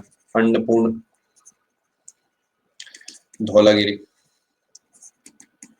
ये सब आपको देखने को मिल सकता है। ऊपर की तरफ आपको कैलाश पर्वत देखने को मिल सकता है। इसके अलावा आपसे मान लेते हैं मैं बात करता हूँ फॉर एग्जांपल अरुणाचल प्रदेश वाली। अरुणाचल प्रदेश में आपको देखने को यहाँ पे मिलती है नामचा बरवा, और इसके अलावा एक इंपॉर्टेंट पीक है कंचनजंगा। ये सब आपको देखने को मिलती है आपकी सिक्किम के अंदर। अब देखो एक बात मैं आपको यहाँ बताना चाहूंगा कि आप ज्योग्राफी एक ऐसी चीज है जिसमें ऑलरेडी आपका लेवल बहुत बढ़िया होगा, मैं जानता हूँ आप बहुत ही ग्रेट है। जैसे कि मान लेते हैं कि हमारा ये सेशन नंबर 1 है जिसमें हम बात कर रहे हैं आपके स्लाइड आपको दिखा देते हैं अभी, जिसमें हम आपसे बात कर रहे हैं कुछ बेसिक चीजों के बारे में। तो अभी मैं यहाँ पर हूँ जो आपको काली बिंदी पे बना के दिखा रहा हूँ, और हो सकता है अब यहाँ पर हूँ तो आपको बहुत सारी ऐसी चीजें लगेंगी जो कि आपको ऑलरेडी पता होगी। जैसे मैं K2 नहीं बता रहा आपको, हो सकता है मैं आपको कुछ ऐसी चीजें और नहीं बता रहा जो आपको पता हो यहाँ पर। लेकिन एक जमाना ऐसा आएगा जब हम धीरे धीरे यहाँ से आगे बढ़ेंगे, और मुझे पूरा विश्वास है आप यहाँ होकर सेटिस्फाइड नहीं है, तभी तो आप अनअकैडमी प्लस पे हैं, बिकॉज आप इससे सेटिस्फाइड नहीं है, आप इससे आगे जाना चाहते हैं। तो बस थोड़ा सा समय दें, let me do it my way, push करते करते मैं आपको यहाँ पहुंचा दूंगा। अगर एसएससी का लेवल यहाँ पर है तो विश्वास मानिए मेरा, एसएससी से इतना ऊपर पहुंचा दूंगा कि कहीं ना कहीं आप स्टेट लेवल को टक्कर दे दोगे, दिमाग वाले होगे, क्लियर कर जाओगे, और थोड़ा सा एफर्ट डालोगे तो काम अपना बन जाएगा। अभी के लिए मेरे साथ साथ चले, अभी मैंने प्रॉपर इंडियन ज्योग्राफी स्टार्ट नहीं करी है, just to keep you posted. आराम से इस पेज को समझे और ये आपको पता होना चाहिए सब कुछ। ये बताना पता है इसलिए बार बार पड़ता है क्योंकि कई बच्चे, जैसे कल एक बच्चा था, अब कोई ऐसी दिक्कत नहीं है, जैसे कल वो एक बच्चा था जिसका नाम जय श्री राम था, उसने कल कमेंट करा कि सर आपने तो एंशिएंट हिस्ट्री अच्छी नहीं पढ़ाई। फिर मैंने उससे पूछा कि मैं कहा भाई बताओ क्या हुआ, तो उसने कोई कमेंट नहीं करा। अब वो हुआ क्या होगा, वो आके मैसेज करके चला गया होगा। मैं तो अब भी कह रहा हूँ, अगर कोई भी आपको कभी भी लगता है कि सर ये वाला टॉपिक और डिटेल में पढ़ना है, सिंपली से क्या दिक्कत की बात है। अब बच्चे को लगता है सर तो भूल गए होंगे, लेकिन देखो जो मेहनत करता है ना दिन रात, वो नहीं भूलता, क्योंकि आप ही के लिए मेहनत करी जाती है, हम नहीं भूलते। हम जो है व्हाइट विट्रियोल तक नहीं भूलते, हम कोरोना पे भेजी हुई घंटी तक नहीं भूलते। जो मतलब कोरोना में क्या हुआ था, थालियों की फोटो आई थी मेरे पास, तो उसमें मतलब कई लोगों ने भेजी थी, अब एक आध का नाम लूंगा तो बाकी सब बुरा मान जाएंगे। बहुत सारी फोटोज आई थी। खैर अभी के लिए इधर फोकस करते हैं। क्या ये बात आप पूरे तरीके से समझ पा रहे हैं? मकालू, मनसालू, एवरेस्ट, अन्नपूर्ण, धौलागिरी, कंचनजंगा, नामचा बरवा, केदारनाथ, बद्रीनाथ, नंदा देवी, कुछ नाम मैंने आपको यहाँ पर अभी लिखवाए हैं। क्लास आपकी 6 बजे तक चलेगी। इसी टाइप से कुछ इलाके हैं जो कि आपका क्या-क्या है, जैसे कि आपने सुना होगा गंगोत्री ग्लेशियर आपको सुनने को मिला होगा, जैसे कि आपको शारदा ग्लेशियर, आपको मिलान ग्लेशियर आपको देखने को मिला होगा, या फिर आपको मान लेते हैं आपने यमुनोत्री ग्लेशियर सुना होगा। ये सब भाव्या कराऊंगा, चिंता बिल्कुल मत करो। आज के लिए ना बस बेस बना लेते हैं, मैप को दिमाग में डाल लेते हैं, आराम-आराम से सब हो जाएगा, चिंता मत करो। यानी ये वो जगह होगी जहाँ पर बर्फ आपको देखने को मिलती होगी, और इस बर्फ को ही जब बर्फ धीरे-धीरे पिघलती होगी तो वहाँ से क्या होता होगा, आपको नीचे की तरफ जो है पानी आता हुआ दिखता होगा, और जो पानी नीचे आता होगा वही आपका नदी का रूप ले लेता है। आज आपकी स्पेशल क्लास नहीं है, ठीक है? यहाँ तक मैं उम्मीद कर रहा हूँ बात समझ गए। लिखेंगे कहाँ से? देखिए लिखने को आपको जो सेशन में ऐसा लगता है कि जो आपको नहीं पता वो लिख लें आप। जैसे एग्जांपल के तौर पे मैं अपनी बात करूँ, अगर मैं आपकी जगह बैठा होता और मुझे कोई पढ़ा रहा होता, तो हो सकता है कि मुझे ये भी ना पता होता कि लॉन्गिट्यूड लैटिट्यूड क्या होता है, तो मैं इसे भी नोट कर लेता। मुझे पता होता मैं ना लिखता। हो सकता है मुझे ये ना पता होता लॉन्गिट्यूडनल का मतलब वर्टिकल होगा। जो मेरे लिए नया है मैं उसे नोट करूंगा, जो आपके लिए पुराना है आप उसे नोट नहीं करेंगे। कायदा ये है कि जितना नोट कर सके उतना नोट आप आराम से करें। यस शुभांगी, बिकॉज धीरे धीरे हमारा लेवल उससे बढ़ जाएगा। स्टार्टिंग में दिक्कत होती है बट फायदा होता है ओवरऑल। अब होता क्या है कि जैसे मेरे को यहाँ पर एग्जाम्पल के तौर पे आपको बताऊं, क्या मैं ऐसा समझ सकता हूँ कि मुझे एक पहाड़ यहाँ पर ऐसे देखने को मिलेगा, इस टाइप से एक पहाड़ मुझे यहाँ देखने को मिलेगा। अगर मैं आपको इसे बताता हूँ हिमालय के रूप में, तो क्या मैं कह सकता हूँ कि ये पहाड़ क्योंकि बर्फ से ढका हुआ है तो मुझे कुछ ऐसा दिखेगा। मान लेते हैं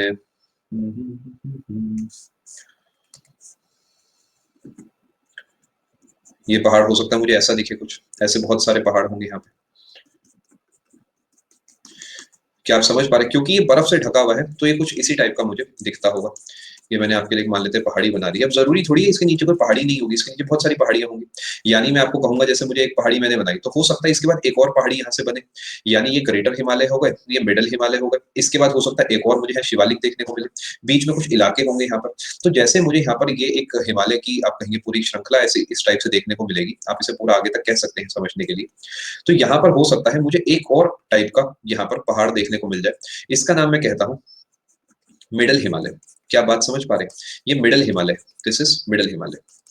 यानी it is located south and parallel of greater Himalaya. मैं आपके लिए यहाँ पे नोट्स भी बनाता चलता हूँ। ये जो है लोकेटेड होगा middle Himalaya, south and parallel to greater Himalaya. क्या मैं उम्मीद करूं आप ये बात समझ पा रहे हैं? अब इसमें पंगा है, वो पंगा क्या है मैं आपको बता देता हूँ। जो सारे नाम वो सारे नाम उसी के हैं। वो पंगा ये है कि इसके बीच में आपको खाली जगह दिख रही है, आप ध्यान से देखिए। आपको यहाँ पर बीच में ऐसा लगे कोई खाली जगह है, क्योंकि ये तो मैंने मतलब बीच में कोई गैप डाल दिया, तो इस गैप का भी कोई नाम होता होगा ना, जहाँ पे हो सकता है लोग रहते हैं। एक वैली वाला इलाका हो सकता है और भी कोई इलाका हो सकता है, इसका एक प्रॉपर नाम रखा गया है। वो नाम मैं भी आपको पढ़ा देता हूँ। ये कुछ इस टाइप से होगा। ये जो इलाका आपको देखने को मिलता है यहाँ पर जीवन हो सकता है पॉसिबल हो, ये इलाका आपका जो है कहलाता है MCT। यानी अगर आपको अगले पेज पे बना के दिखाता हूं मैं, तो अगर ये मेरा ग्रेटर हिमालय है और ये मेरा मिडिल हिमालय है, तो क्या मैं कह सकता हूँ बीच में मुझे मेन सेंट्रल ट्रांजिट नाम की जगह देखने को मिलेगी। अगर पेपर पूछता तो ये पूछता है आप MCT किस दो के बीच में आता है। दर्रा नहीं कहेंगे, दर्रा तो एक पास हो गया बेटा, ये पूरा इलाका हो गया, बहुत बड़ी वैली कह सकते हैं, या ग्रुप ऑफ वैलीज कह सकते हैं, जो कि लाइन से आपको यहाँ देखने को मिलती है। ये इस पूरे इलाके में आपको अलग अलग वैलीज मिलेंगी। जैसे हो सकता है यहाँ पर आपको एक वैली दिखे, हो सकता है यहाँ पर आपको एक वैली दिखे। यानी आप कहेंगे ये वाली, जैसे ये कश्मीर वैली आपको मैंने बना दी, या ये वाली कश्मीर वैली है, यहाँ पर आपको कुल्लू वैली देखने को मिल रही है। यहाँ पर आपको अलग अलग इलाके देखने को मिल सकते हैं। क्या बात समझ पा रहे हैं? पासेस कहाँ बनेंगे? पासेस आपको अभी अलग से पढ़ाए जाएंगे, अभी थोड़ा सा आप मन को शांत रखें। Sir MCT example, sir MH middle Himalaya, definition of MCT। चिंता ना करें, आप सभी के डाउट सेम है। MCT बड़ा होगा तो आप बड़ा होगा तो समझाते हैं, चिंता ना करें। देखिए आप ऐसे समझिए, आपको इस मैप में मैं समझाता हूँ। क्या मैं यहाँ पर आप कुछ रेखाएं देख पा रहे हैं बीच में खाली? तो क्या इस रेखा का मतलब ये है कि यहाँ पर पहाड़ों की चोटियां नहीं है, यहाँ पर हल्का सा डाउन वाला इलाका आपको देखने को मिलेगा? यही आपका MCT होगा समझने के तौर पे। अब आपको मिडिल हिमालय इसलिए नहीं समझ आएगा बिकॉज अभी मैंने मिडिल हिमालय पढ़ाना शुरू ही नहीं करा है। अभी तो मैं डेटा लिखवाऊंगा कौन कौन सी इसमें रेंजेस आती हैं, कौन कौन से इलाके आते हैं। अभी तो बस एक बेसिक आइडिया मैंने आपको दिया है। ये सुमन आप बिल्कुल ऐसा समझ सकते हैं। यानी मुझे यहाँ पर मेन सेंट्रल ट्रांजिट देखने को मिलता है, ठीक है। और यहाँ पर मुझे बीच में कुछ इलाके देखने को मिलते हैं, जैसे कि आपका कश्मीर हो गया, जैसे कि कुल्लू हो गया। यानी समझ पा रहे हो, कश्मीर के ऊपर की तरफ भी पहाड़ है, कश्मीर के नीचे की तरफ भी पहाड़ है, और ये जो बीच में हो गया कश्मीर हो गया। तो कश्मीर वाले इलाके को हम कहेंगे भाई, कश्मीर जो है ना ग्रेटर हिमालय और मिडिल हिमालय के बीच में आता है, लाइक अ वैली। बिल्कुल आप सही कह रहे हैं। इसका मतलब ये हो गया ग्रेट जो MCT वाला इलाका है, एक सादा शब्द हो गया जिससे हम उस सभी वैल्यू के ग्रुप को डिनोट करने का इस्तेमाल करते हैं। मेरे हिसाब से दिव्या काम बन जाना चाहिए आपको, बाकी आप क्लासेस लगाएंगे तो आप अच्छे से समझ पाएंगे। ये इसके नीचे की तरफ आते हैं मार्कोस, जो मिडिल हिमालय है उसका हिस्सा पड़ते हैं पीर पंजाल हो गया, धौलाधार हो गया। और पीर पंजाल और मान लेते हैं ऊपर की तरफ आप जब देखते हैं तो इन दोनों के बीच में आपको कश्मीर वगैरह देखने को मिलता है। यस अनु बिल्कुल, CHSL के लिए भी आपका पूरे तरीके काम करेगा ब्लैक पैंथर, बिल्कुल आप चिंता ना करें।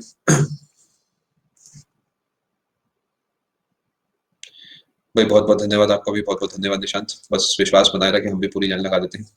थोड़ा स्लो पढ़ाते हैं, चिंता ना करें। इसका मतलब ये हो गया कि यहाँ पर भी आपको कुछ इलाके देखने को मिलते होंगे, जो कि आपका मिडल हिमालय है, जिसमें एक पीर पंजाल हो गया,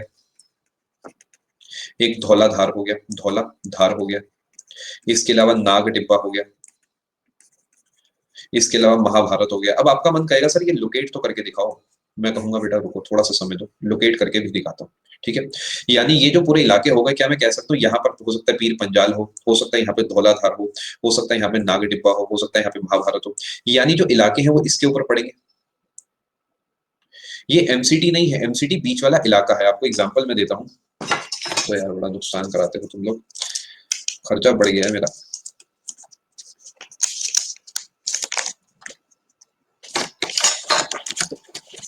बताओ कहाँ से आएगा इतना पैसा जो तुम मेरा लगवाते हो यहाँ पे। चलो ध्यान से बात को समझो। तो सर ये बात है मत करा करो। देखो ध्यान से समझते हैं। मान लेते हैं कि एक ये ग्रेटर हिमालय है, ये आपकी तरफ से मैं आपको बना के दिखा रहा हूँ, ग्रेटर हिमालय आप ऐसे समझे। एक तो इनका ध्यान बड़ा इधर उधर रहता है। अब देखिए जरा, ये मान लेते हैं ग्रेटर हिमालय है आपके सामने, ठीक है? ये आप साइड से दिखा रहा हूँ जिससे आप थोड़ा सा इमेजिन कर पाए, ठीक है? और अगर इसके बाद मैं आपसे दूसरे हिमालय की बात करता हूँ, फॉर एग्जांपल यहाँ पर आप देखेंगे तो आपको ये देखने को मिल सकता है मिडिल हिमालय, यानी आपकी तरफ जो है आप इमेजिन कर सकते हैं तिब्बत, या मेरी तरफ तिब्बत इमेजिन कर सकते हैं, कोई फर्क नहीं पड़ रहा। मान लेते हैं मेरी तरफ तिब्बत है, तो क्या ग्रेटर हिमालय हल्के से ऊंचे होंगे? मैं उम्मीद कर रहा हूँ आप थोड़ा सा इमेजिन कर पा रहे हैं।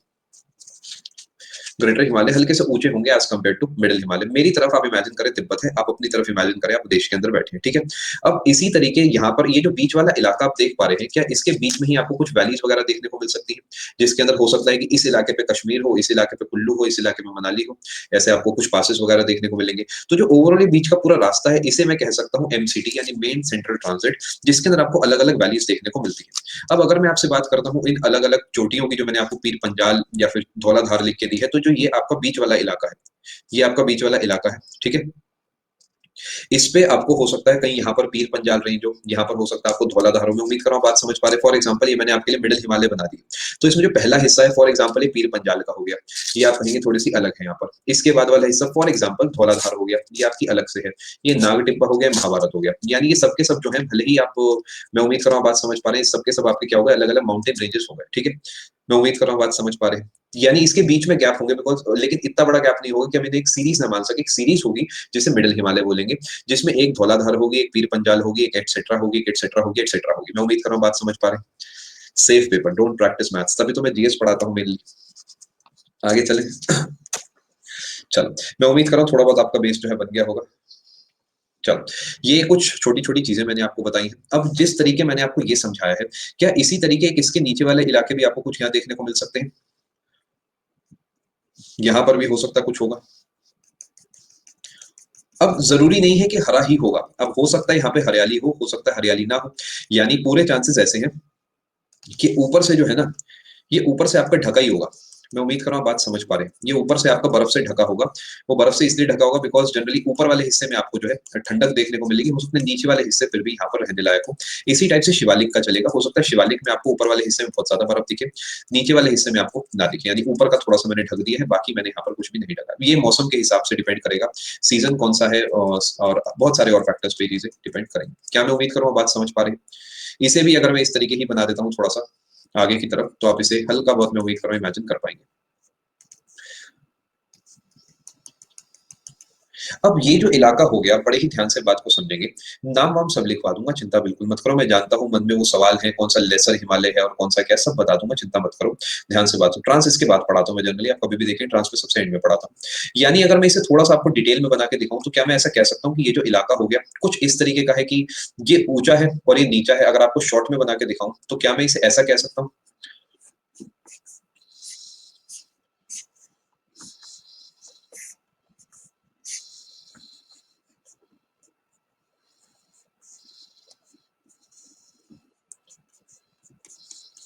मुझे बताएँ समझ पा रहे हैं आप?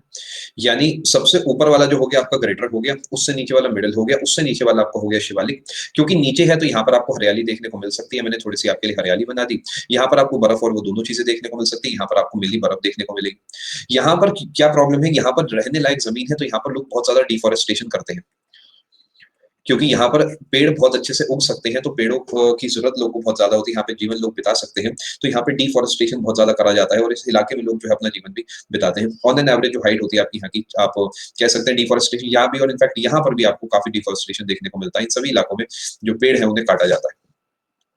ये आपका ग्रेटर हिमालय है, ये आपका मिडल हिमालय है, ये आपका शिवालिक है। अभी जो शिवालिक है सबसे नीचे की तरफ हो गया, तो क्या इसके बीच में भी कोई रास्ता पड़ेगा? जैसे कि यहाँ पर आपका मेन सेंट्रल पड़ा था, मैं आपको एक बार दोबारा बना के दिखाता हूँ। This is main central. इसी टाइप से यहाँ पर भी आपको कुछ पड़ेगा, तो इसका नाम बदल दिया, बस यहाँ पर कह दिया मेन बाउंड्री फॉल्ट। ट्रांस अभी पढ़ाऊंगा दिव्या, चिंता मत करो, पहले आपको ये पढ़ा रहा हूँ, क्योंकि ट्रांस हिमालय जो है हिमालय से ऊपर है, तो पहले उसके लिए हिमालय शब्द को मुझे आपको समझाना होगा। ये जो आपको देखने को मिलते हैं इलाके, यहीं पर आपको देखने को फॉल्ट है, हाँ एफ लिखा है, सही है। यहीं पर आपको आपने कुछ जगहें सुनी होंगी जीवन में, शायद वो जगहों के नाम हरिद्वार है, ऋषिकेश है, देहरादून है और चुम्बी वैली है। ये जितने इलाके हैं, अगर आप इन्हें इमेजिन करोगे तो आपको यहाँ पे इतनी ठंडक महसूस नहीं होगी। यानी इलाके भले ही पहाड़ी है, लेकिन आप कहेंगे कि सर रह सकते हैं आराम से, कोई ऐसी दिक्कत वाली बात नहीं है, गैरसैंण भी आप इसमें कह सकते हैं। यानी ये वो इलाके हो गए जहाँ पर आप अपना जीवन यापन बहुत आराम से कर सकते हैं। मुरादाबाद थोड़ा और नीचे हो गया। अब मुरादाबाद ऑलमोस्ट, मुरादाबाद पूरे तरीके में प्लेन वाले इलाके में ही कहूंगा। आगे चलते हैं। यहाँ तक मैं उम्मीद कर रहा हूँ बात समझ पा रहे हैं। डिफॉरेस्टेशन का मतलब मैंने चॉकलेट आपको ये बताया है यहाँ पर, क्योंकि यहाँ की जो लकड़ी है वो इस्तेमाल में ली जाती है, तो इसलिए यहाँ पर पेड़ों को बहुत ज्यादा काटा जाता है, क्योंकि यहाँ पर घर बनाने होते हैं और भी बहुत ज्यादा आप कहेंगे जीवन यापन करना होता है। तो उसी के लिए जो है आप कहेंगे यहाँ की पेड़ जो है उन्हें बहुत ज्यादा काटा जाता है। एक और इलाका है जिसे हम कहते हैं यहाँ पर ट्रांस हिमालय। अब सर हैरानी की बात यह है, ट्रांस हिमालय का क्या मतलब होता है? ट्रांस का मतलब है जो हिमालय से भी पहले बना हुआ है, यानी जो हिमालय से भी पुराना है। यानी हिमालय का जो इनिशियल पॉइंट होगा वो जो होगा आपका ट्रांस हिमालय, यानी जब हिमालय बने होंगे उससे पहले की पहले जो होगा उसके इनिशियल पीरियड में जो होगा उसे हम ट्रांस हिमालय बोलते हैं। तो क्या वो यहाँ पर होगा आपके हिसाब से, ये यहाँ पर होगा? भाई हम यहाँ से धक्का देके ऊपर की तरफ चढ़े थे, तो सबसे ऊपर की तरफ होगा जहाँ पे मैंने इस समय मार्क कर रखा है। तो अगर मैं इस इलाके को बनाता हूँ तो ये आपको और ऊपर की तरफ यहाँ पर देखने को मिल सकता है। भाई इस ये इसका मतलब ये ट्रांस हिमालय होगा, ये ग्रेटर होगा, ये मिडल होगा, ये आपका शिवालिक होगा। यहाँ पर आपको क्या-क्या देखने को मिलता है, बहुत सारे अलग-अलग नाम हैं। जैसे कि सबसे पहली बात तो यहाँ पर ही आपको K2, जो मैंने अभी तक आपको नहीं पढ़ा था, K2 है, इसके अलावा सियाचिन ग्लेशियर है, ये बाइफो ग्लेशियर है, जितने भी इलाके हैं सब आपको यहीं पर देखने को मिलते हैं। ये आपका ऊपर की तरफ पड़ जाता है। क्या मैं उम्मीद करूँ बेस आपका जो है बन पा रहा है? मैं जानता हूँ इस समय आपके मन में एक सवाल होगा, सर नोट क्या करना है, ये तो आप बता नहीं रहे। हमें ये समझ नहीं आ रहा लिखना क्या है, करना क्या है? ओवरऑल हमें समझ आ रहा है, लेकिन हमें कम समझ आ रहा है। लेकिन सर वो पकड़ नहीं बन पा रही अभी, जो पकड़ हम उम्मीद कर रहे थे कि हमारी पकड़ बनेगी। यानी ओवरऑल समझ आ रहा है, डेटा में हमें लग रहा है कि सर आप 2-4 पॉइंट और लिखवा दोगे अच्छा रहेगा, फोटोज़ में दिखाओगे और अच्छा रहेगा। ये सब सवाल आपके मन में आ रहे होंगे, मैं जानता हूँ कि K2 और कंचनजंगा में कौन-सा बड़ा है, बहुत सारी बातें आपके मन में आ रही होंगी, क्योंकि ये पहला सेशन है बेटा, ये काफ़ी नॉर्मल है। देखो इतना नॉर्मल है कि मुझे भी पता है आपके मन में क्या चल रहा है ना? तो ये हर बार होता होगा, तो कोई ऐसी चिंता की बात बिल्कुल भी नहीं है। मैं उम्मीद कर रहा हूँ बात समझ पा रहे हैं। येस बिल्कुल, यहाँ तक आपका बेस बन पा रहा है। अभी ना ही मैंने आपको काराकोरम बोला है, ना ही मैंने आपको लद्दाख बोला है, ना ही मैंने आपको ज़ास्कर बोला है। अभी ये सब चीज़ों को मैं एक-एक करके आपके साथ डिस्कस करने वाला हूँ, ठीक है? थोड़ा ब्लर आ रहा है, मैं समझ सकता हूँ। एक काम करेंगे, देखो हम ये जो पर्टिकुलर टॉपिक है ना, इसे आने वाले जो आपका नेक्स्ट सेशन होगा, जब भी है एक बार देख लेना, कल होगा, इसमें मैं इसे आपको 100% इसका रिवीजन करा दूंगा। ये तो सही रहेगा? कंडीशन छोटी सी ये है कि आपको भी घर से एक बार पढ़ के आना होगा। ऐसा ना हो कि आप बिल्कुल ही ब्लैंक आके बैठ जाएं कि सर बताओ और क्या चल रहा है, और फिर मैं पूरी बातें आपके साथ करता रहूं, ठीक है? आपको भी थोड़ा सा पढ़ के आना होगा। ये जो इलाका आपका है, ये इलाका आपका, इसमें लद्दाख, जास्कर, ये सब पॉइंट्स मैं आपको आने वाले सेशन में लिखवाऊंगा, चिंता मत करना। लद्दाख हो गया, जास्कर हो गया, सब चीजें मैं आपको यहाँ पर लिखवाऊंगा। अगर आपको पीर पंजाल वगैरह नहीं समझ आया, कोई ऐसी चिंता की बात नहीं है, आपको मैं ये सब दोबारा पढ़ा दूंगा बस। रेंज और बीच में डिफरेंस हिल्स याद करनी होगी। जी हाँ बिल्कुल, MBF। चलो आगे चलें।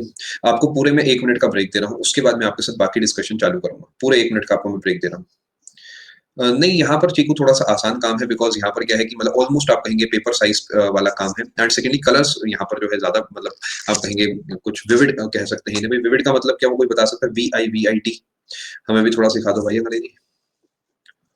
ब्राइट, वैरायटी, क्लियर, हाँ भाई ये सब जो है आप मतलब पास हो गया, इसका मतलब है चलो सही है। अब ध्यान से बात को समझना, ये तो मैंने आपको डिवीजन बताया है। अब इस टॉपिक को जैसे मैं बीच में ही छोड़कर अब आपसे मैं बात करता हूँ, अगर मैं इसे लॉन्गिट्यूडनली डिवाइड करता हूँ, ठीक है? इसे मैं लॉन्गिट्यूडनली डिवाइड करता हूँ। मान लेते हैं कि जैसे अभी तक तो मैंने आपको बताया भी इन पहाड़ियों को मैंने इस तरीके डिवाइड करा था। अब मैं इन्हें यहाँ से आपको इस तरीके डिवाइड करके दिखाता हूँ, ठीक है? इस तरीके डिवाइड करके दिखाता हूँ। बहुत ही इंपॉर्टेंट सवाल यहाँ से बनते हैं, क्या बनते हैं मैं आपको नोट करा देता हूँ। मुझे पता है मेरे पार्ट पे क्या डेटा ड्यू है, जैसे कि शिवालिक्स का डेटा लिखवाना है, ये जो हिमालय है इसको लेके बहुत सारे पॉइंट्स और लिखवाने हैं, उसकी चिंता मत करो, तो टाइप करके मेहनत मत करना, ये काम मेरा है, ठीक है? इसको लेके बिल्कुल बेफिक्र रहो, चाहो स्पेस छोड़ो, चाहो ना छोड़ो, जो करना है वो करो, ठीक है? अब ध्यान से बात को समझो। कुछ इंपॉर्टेंट बातें, ये तो हमने बात करी थी इस टाइप के डिवीजन की। कब लिखवाएंगे ये आपको जब ब्लैक रिवाइज कराया जाएगा, यानी अगले सेशन में आपको ये सब दोबारा मैं एक तरीके से सारी बात बताऊंगा, डिस्कस करूंगा आपके साथ, एंड तब आपके लिए भी अच्छा रहेगा, आपको जल्दी याद होगा और मेरे लिए भी अच्छा रहेगा, बिकॉज मैं आपको उस समय क्या है रिवीजन करा रहा हूँ, तो समझाने में भी थोड़ा सा ईजी रहेगा। अब यहाँ से लेकर यहाँ तक अगर हमारे पहाड़ इस तरीके जाता है, तो अगर मैं इसमें कहता हूँ बीच में कुछ नदियां पड़ती हैं, जैसे कि एक नदी ऊपर की तरफ से जाती है जिसका नाम इंदस नदी है, उसके बाद एक नदी जाती है जिसका नाम सतलुज नदी है, सतलुज नदी है। एक और नदी जाती है जिसका नाम काली नदी है। एक और नदी जाती है आपकी जिसका नाम तीस्ता नदी है। और मैं उम्मीद कर एक और नदी आपकी यहाँ से जाती है जिसका नाम दिहांग नदी है। ये आपकी 5 नदियां हैं जो कि बहुत ज्यादा इंपॉर्टेंट है, क्योंकि इनसे एसएससी सवाल बना चुका है, ये इंपॉर्टेंट है, पहले ही आपको बता रहा हूँ, ठीक है जी। इंदस नदी जो जाती है और सतलुज नदी जो जाती है, इसके बीच वाले इलाके को हम बोलते हैं कश्मीर हिमालय, या फिर आप इसे कह सकते हैं जम्मू हिमालय, या फिर आप इसे कह सकते हैं पंजाब हिमालय। तीनों में से आपको जो भी दिखेगा आप इसे वो नाम पे टिक कर सकते हैं, तीनों कभी नहीं दिखेंगे, कोई से दो भी दिख गए तो बोनस चला जाएगा। फिर भी अगर आपसे कोई एक चूज करने को कहे, आप अपनी तरफ से पंजाब हिमालय चूज करके आए, बाकी पूरे चांसेस क्वेश्चन बोनस चला जाएगा। यानी अगर इंदस से लेकर सतलुज के बीच की बात करता हूँ, तो यहाँ से आप कहेंगे कश्मीर और जम्मू या फिर पंजाब हिमालय कहलाता है, और ये वाला इलाका भी अगर आप इमेजिन करोगे तो पंजाब और जम्मू कश्मीर वाला इलाका ही कहलाता है। सतलुज नदी जो है हिमाचल प्रदेश, आपने सुना होगा शिपकिला पास, और यहाँ पे काली नदी जो है आपने सुना होगा लीपू लेक। ये जो बीच वाला इलाका हो गया, क्या मैं कह सकता हूँ ये उत्तराखंड वाला इलाका हुआ? बहुत बहुत शुक्रिया विप्लव, बहुत बहुत धन्यवाद आपका। क्या मैं कह सकता हूँ ये जो बीच वाला इलाका हुआ आपका, ये उत्तराखंड वाला, इसे कुमाऊं बोलते हैं, आपने शायद सुना होगा कुमाऊं, कुमाऊं वाला इलाका इसे बोला जाता है, ये मैंने आपको हिस्ट्री में भी पढ़ाया होगा। यानी ये जो बीच वाला इलाका हो गया यहाँ से यहाँ तक, ये आपका कुमाऊं हिमालय कहलाता है। पेपर का सवाल है, ये इंपॉर्टेंट है, पहले ही बता रहा हूँ, 10-10 बार इसलिए बोल रहा हूँ बिकॉज पूछा जाता है। गढ़वाल भी आप इसे कह सकते हैं, गढ़वाली इलाका है, गढ़वाल वाला इलाका कहलाता है। जहाँ पर आप नैनीताल कभी जाएंगे या फिर से ऊपर की तरफ कहीं भी जाएंगे, तो वहां पर आपको ये सब जो है लोग गढ़वाली लोग मिलेंगे, और इलाके को कुमाऊं इलाका बोला जाएगा। इससे जब आप नीचे की तरफ आएंगे यहाँ पर, तो काली नदी से लेकर तीस्ता, इसके बीच का जो पूरा इलाका है, क्या ये नेपाल ही नहीं हुआ? इमेजिन करके देखो, तो इसका नामकरण सच में आसान है, ये नेपाल हिमालय आपका कहलाता है। यानी ये बीच वाला पूरा इलाका, क्योंकि काली नदी से नेपाल शुरू होता है और सिक्किम से थोड़ा पहले खत्म होता है, और इस पूरे को आप कह सकते हैं अपना नेपाल हिमालय। इसके बाद चौथे नंबर पे, क्योंकि सिक्किम से शुरू हुई चीज है और दिहांग तक जाती है, यानी पूरा अरुणाचल प्रदेश हो गया आपका, लेकिन हम इसे असम हिमालय कहते हैं। आपको अरुणाचल प्रदेश भी दिखेगा तो वो भी गलत नहीं होगा, बट असम वैली में इससे पानी आता है, इस वजह से हमने इसका नाम जो है असम हिमालय रखा हुआ है। पेपर यहाँ से क्या सवाल पूछता है मैं आपको बता देता हूँ। पेपर आपसे ये सवाल पूछता है कि तीस्ता और दिहांग के बीच में कौन सा इलाका कहलाता है? जो पूर्वांचल है सौरभ, वो इससे नीचे की तरफ आप जब जाएंगे, जब वो टर्न लेता है नॉर्थ ईस्टर्न स्टेट्स की, जो म्यांमार और इंडिया की बाउंड्री बनाता है, उस वाले इलाके को कहते हैं। वो कौन कौन सी वहां पे आपको चोटियां देखने को मिलती है, वो सब आपको पढ़ाया जाएगा। कश्मीर, कुमाऊं, नेपाल, असम। सबसे लंबा इलाका कौन सा है, सबसे छोटा इलाका कौन सा, पता होना चाहिए। देखिए सबसे बड़ा इलाका जो आपका कहलाता है वो आपका नेपाल हिमालय। नेपाल हिमालय की जो लंबाई है ये आपकी करीब है 820 किलोमीटर के आसपास, यानी ये जो चौड़ाई आप देख रहे हैं 820 किलोमीटर के आसपास है। इसके बाद आपको 720 किलोमीटर असम देखने को मिलता है। बहुत बढ़िया, भी लाजवाब, भी लाजवाब, सीखते रहे ऐसी। 720 किलोमीटर के आसपास आपको ये देखने को मिलता है। इसके बाद आता है आपका पंजाब हिमालय, यानी कश्मीर हिमालय, ये आपको करीब 490 किलोमीटर के आसपास होता है, 500 के आसपास, जो देखिए टिक कर देना। चौथे नंबर पे जो आता है वो आता है ये वाला, करीब 300 किलोमीटर के आसपास आपको देखने को मिलता है। यानी सबसे चौड़ा कौन सा है नेपाल, और सबसे छोटा कौन सा है उत्तराखंड वाला, या फिर आप कहेंगे कुमाऊं वाला। क्या आप इस बात को समझ पा रहे हैं? कुछ चीजें मैंने आपको यहाँ लिख के दी हैं, आज बहुत ही बेसिक लेवल चल रहा है, और धीरे धीरे मैं अपने आप ही आपका जो लेवल है वो बढ़ा दूंगा, ठीक है। ये जो है आपका, इसे अकेला हम ग्रेटर हिमालय या फिर मिडिल हिमालय नहीं कहेंगे, आप इसे एक सिंगल स्ट्रेच कहेंगे, जो कि बीच में से आप उसे तोड़ते हैं। लार्जेस्ट शॉर्टेस्ट लिख देते हैं, ठीक है, मैं लिख देता हूँ। आप इसे 480 490 कुछ भी समझ सकते हैं, वैसे 490 मैंने लिखा हुआ, बाकी आपको 500 के आसपास जो दिखे आप लिख सकते हैं। This is the longest part, this is the shortest part. ये आपको पता होना चाहिए, ठीक है। इसके अलावा आपको एक छोटी सी चीज और पता होनी चाहिए कि क्योंकि मैं ऐसा हिमालय बनाता हूँ तो सबसे कम चौड़ाई जो है आपको असम वाली तरफ देखने को मिलती है, ये आप ध्यान रखेंगे, ठीक है। ये चौड़ाई मैक्सिमम होती है, ये चौड़ाई आपकी थोड़ी सी मिनिमम होती है, यानी कम होती है, इस बात को ध्यान रखेंगे। और ये जो हमारा माउंटेन है वो शेप रहता है, आप अगर ध्यान से देखेंगे तो तीर कमान भी कुछ ऐसा ही दिखता है। अगर आप इसे यहाँ से इमेजिन करते हैं, यहाँ पे आप अपना बांध कर यहाँ से आप तीर चलाने जाते हैं, कुछ मैं उम्मीद कर रहा हूँ आप समझ पा रहे हैं। कुमाऊं जो है उत्तराखंड वाला इलाका जो है कहलाता है, ठीक है। मैं उम्मीद कर रहा हूँ बात समझ पा रहे हैं, यहाँ तक ऑल गुड है। ये तो मैंने आपको अभी जो बता, ये सब बता दूंगा, अरे चिंता मत करो, अभी बेस बनाने दो यार, आज के लिए थोड़ा सा मुझे अपने तरीके चलने दो, फिर जो कहोगे मैं बीच बीच में बता दिया करूंगा, ठीक है, चिंता मत करो। आगे चलते हैं।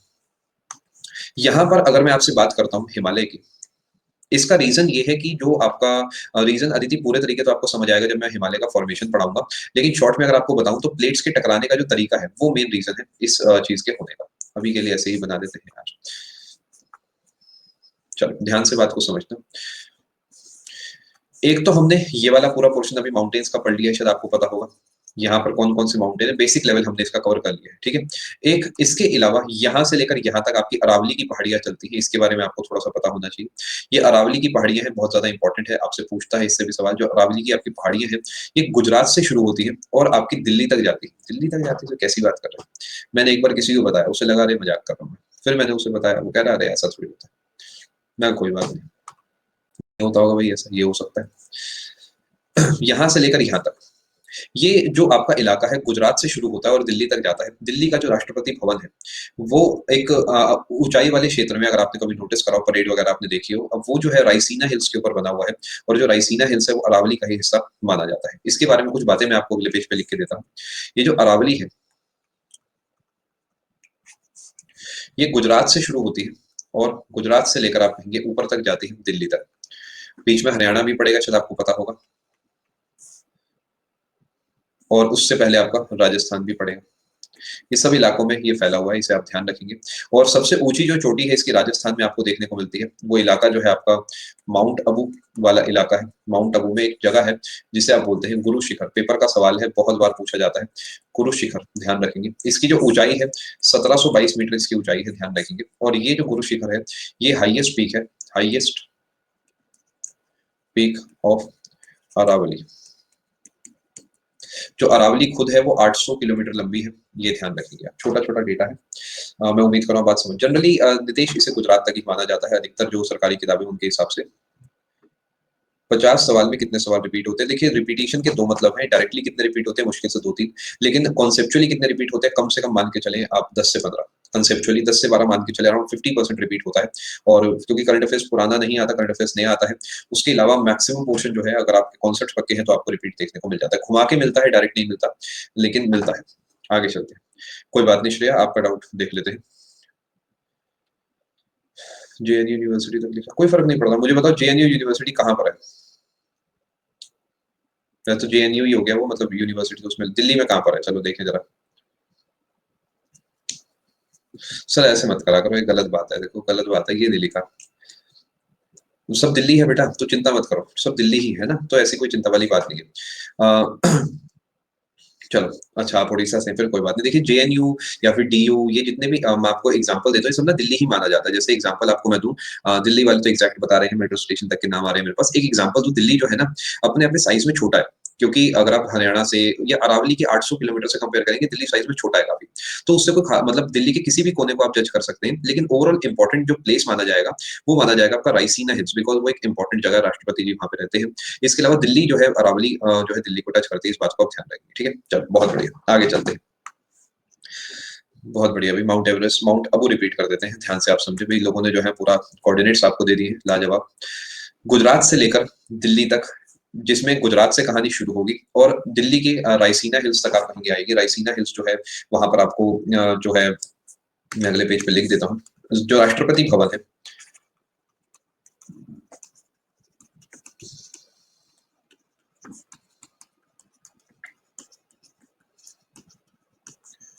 ये जो है आपको रायसीना हिल्स पर देखने को मिलता है, याद रखेंगे। रायसीना भी दिख सकता है आपको ये।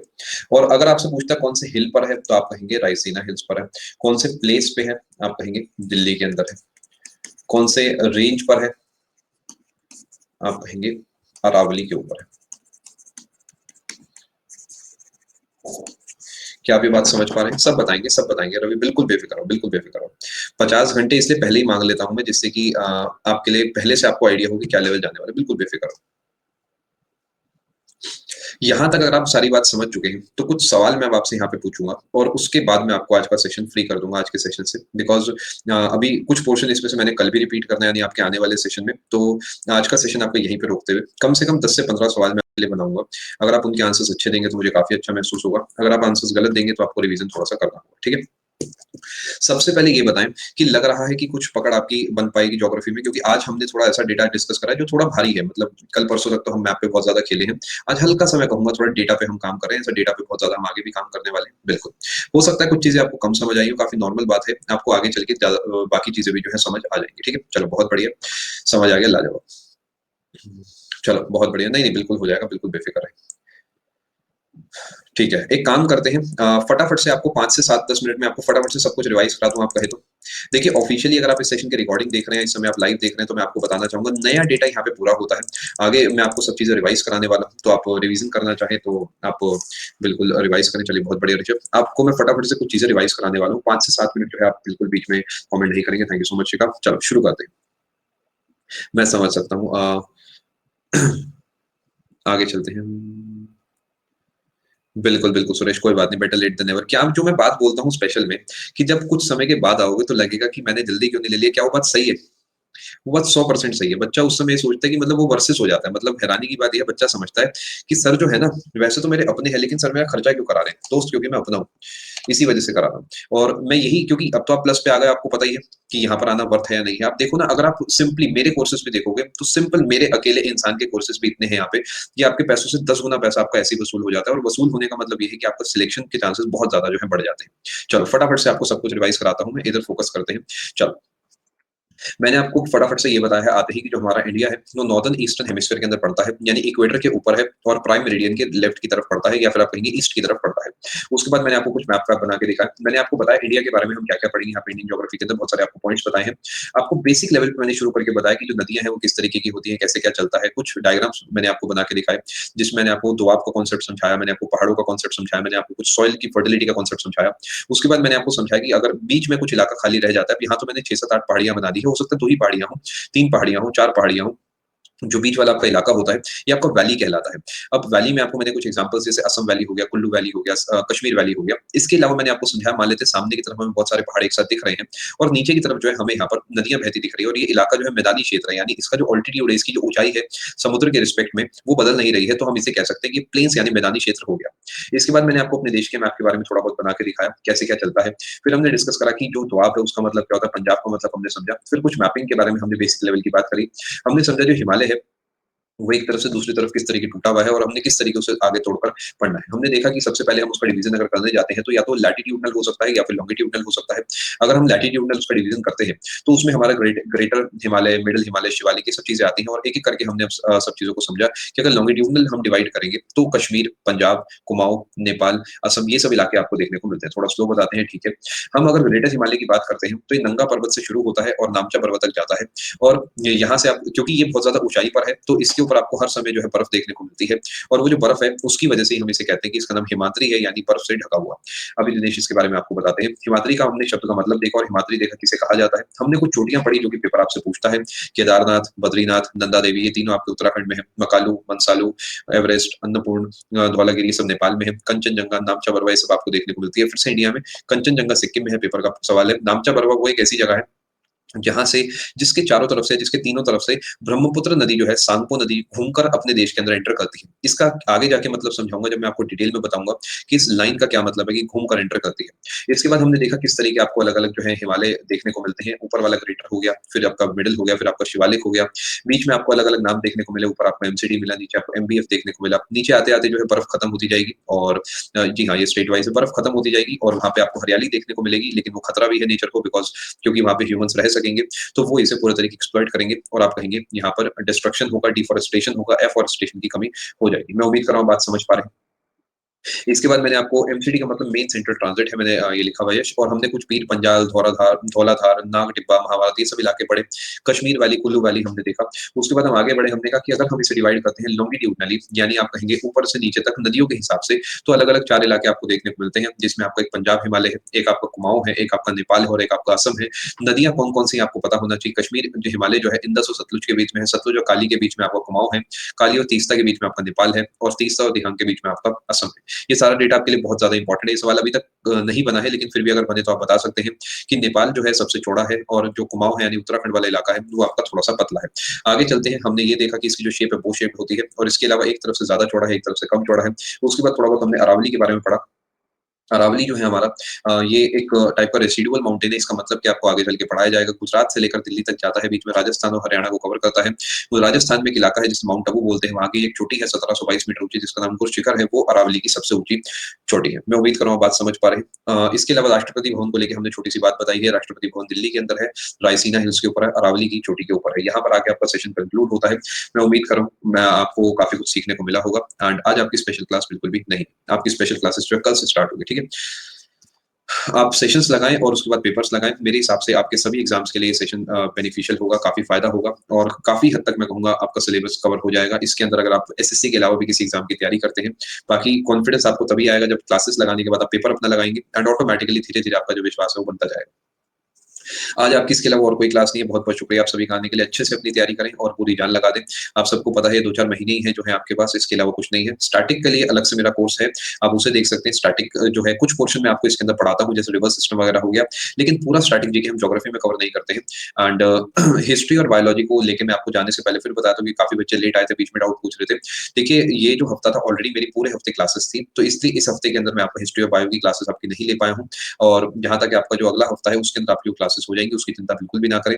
एक बात हमेशा याद रखिए, जैसे हिस्ट्री है, वैसे ज्योग्राफी है, वैसे पॉलिटी है, मेरे लिए सारे सब्जेक्ट्स बराबर हैं। तो अगर मैं यहाँ पर भी आपको पढ़ाता हूँ, तो मुझे उसमें ऐसा नहीं लगता कि यार हिस्ट्री क्यों नहीं कराई, बिकॉज़ सब चीज़ें हमने पढ़नी है, हमने पढ़ानी है, आपने पढ़नी है और मेरे हिसाब से जो है काम बन जाना चाहिए। कुछ समय के अंदर आपकी हिस्ट्री, बायो दोनों पैक करा दूँगा, इधर ज्योग्राफी आपके महीने के एंड तक चलती रहेगी, ठीक है? स्टैटिक में से कोई सा भी एक बैच आप कर सकते हैं, कोई ऐसी दिक्कत की बात नहीं है। अधिकतर बैचेस में मैंने सारा कंटेंट कवर करा है, फिर भी कोई डाउट हो, बैचेस के नाम के स्क्रीनशॉट भेज देना, मैं आपको गाइड कर दूँगा, ठीक है? Thank you so much.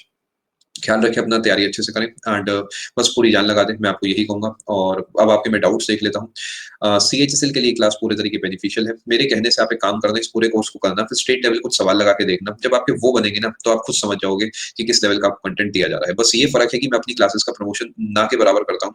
आप बस मुझे ये बताएँ, जो जैसे मेरा ज्योग्राफी स्टार्ट हुआ, तो क्या आपने यूट्यूब पे कोई वीडियो देखी है मेरी कि मेरा ज्योग्राफी स्टार्ट हो रहा है? कुछ नहीं देखी होगी। मेरे पास समय नहीं है। मैं सीरियसली आपको बताऊँ, मैं सारा का सारा ध्यान इस समय आपकी तैयारी के ऊपर है और मैं उम्मीद कर रहा हूँ कि जो बच्चा इस समय सच में अपना सिलेक्शन लेना चाहता है, उसे किसी को बताने की ज़रूरत नहीं होनी चाहिए कि कौन-सा कोर्स स्टार्ट हो रहा है, कौन-सा उसके लिए बेनिफिशियल है। बिकॉज़ मेन देखिए, कड़वी बात कहूँगा, लेकिन ये बात कहूँगा कि आपको पता होना चाहिए आपके लिए क्या सही है, क्या नहीं। अगर इस समय भी आप टॉफ़ी के पीछे भागेंगे, तो बीमार पड़ जाएँगे। आपको भले ही अभी दवाई खानी पड़े, अभी कड़वी चीज़ खानी पड़े, लेकिन वही करें जो आपकी सेहत के लिए यानी आपके एग्ज़ाम के लिए बेनिफिशियल हो, ठीक है? तो अच्छे से पूरी जान लगाएँ। अब आपकी कोई भी क्लास नहीं है, अपना पेंडिंग काम पूरा करें, रिवीज़न करें, नोट्स बनाएँ। बाकी कल से आपकी जो है स्पेशल क्लास भी स्टार्ट हो जाएगी, थोड़ा-सा आपके ऊपर लोड पड़ने वाला है, ठीक है? Thank you so much. चलिए, बहुत बढ़िया भई, आप सीख पा रहे हैं, thank you so much, god bless, take care, good bye. कई बच्चे तो कहते हैं, sir story of my life, Unacademy पे आए थे मैथ्स पढ़ने, गलती से एक सेशन खुल गया जिसमें आप दिख गए और आज जो है कि मैथ्स साइड हो चुकी है और जीके जो है अपनी प्राइम फ़ोकस बन चुका है। देखो, ये सब आपका प्यार है और यही चीज़ जो है हमें मोटिवेट करती है। जब आप आते हैं, सेशंस लगाते हैं, आप अपने जो रिज़ल्ट है उनकी फ़ोटोज़ भेजते हैं, बताते हैं कि आपका पेपर अच्छा हुआ, क्लास का पढ़ा हुआ आया। इसी से जो है हमें सारा मोटिवेशन मिलता है। बस ऐसे ही अच्छे से अपनी तैयारी करें, बाकी जो डाउट्स हो आप कभी मुझे भेज सकते हैं। जो जानना चाहे जा सकता है। बहुत-बहुत धन्यवाद एंड अभी बेटा स्टार्ट हुई है सृष्टि, मे बी ऐसा इसलिए हो सकता है बिकॉज़ अभी हमने कुछ ही टॉपिक्स कवर करे हैं, थोड़ा-सा आप समय लगाएँ, उनकी प्रैक्टिस अच्छे से करें, मेरे हिसाब से उसके बाद काम बन जाना चाहिए, ठीक है? Thank you so much, god bless, take care, good bye. मैं अब आपके फटाफट से डाउट्स देख रहा हूँ, जो जानना चाहे जा सकता है। Thank you so much.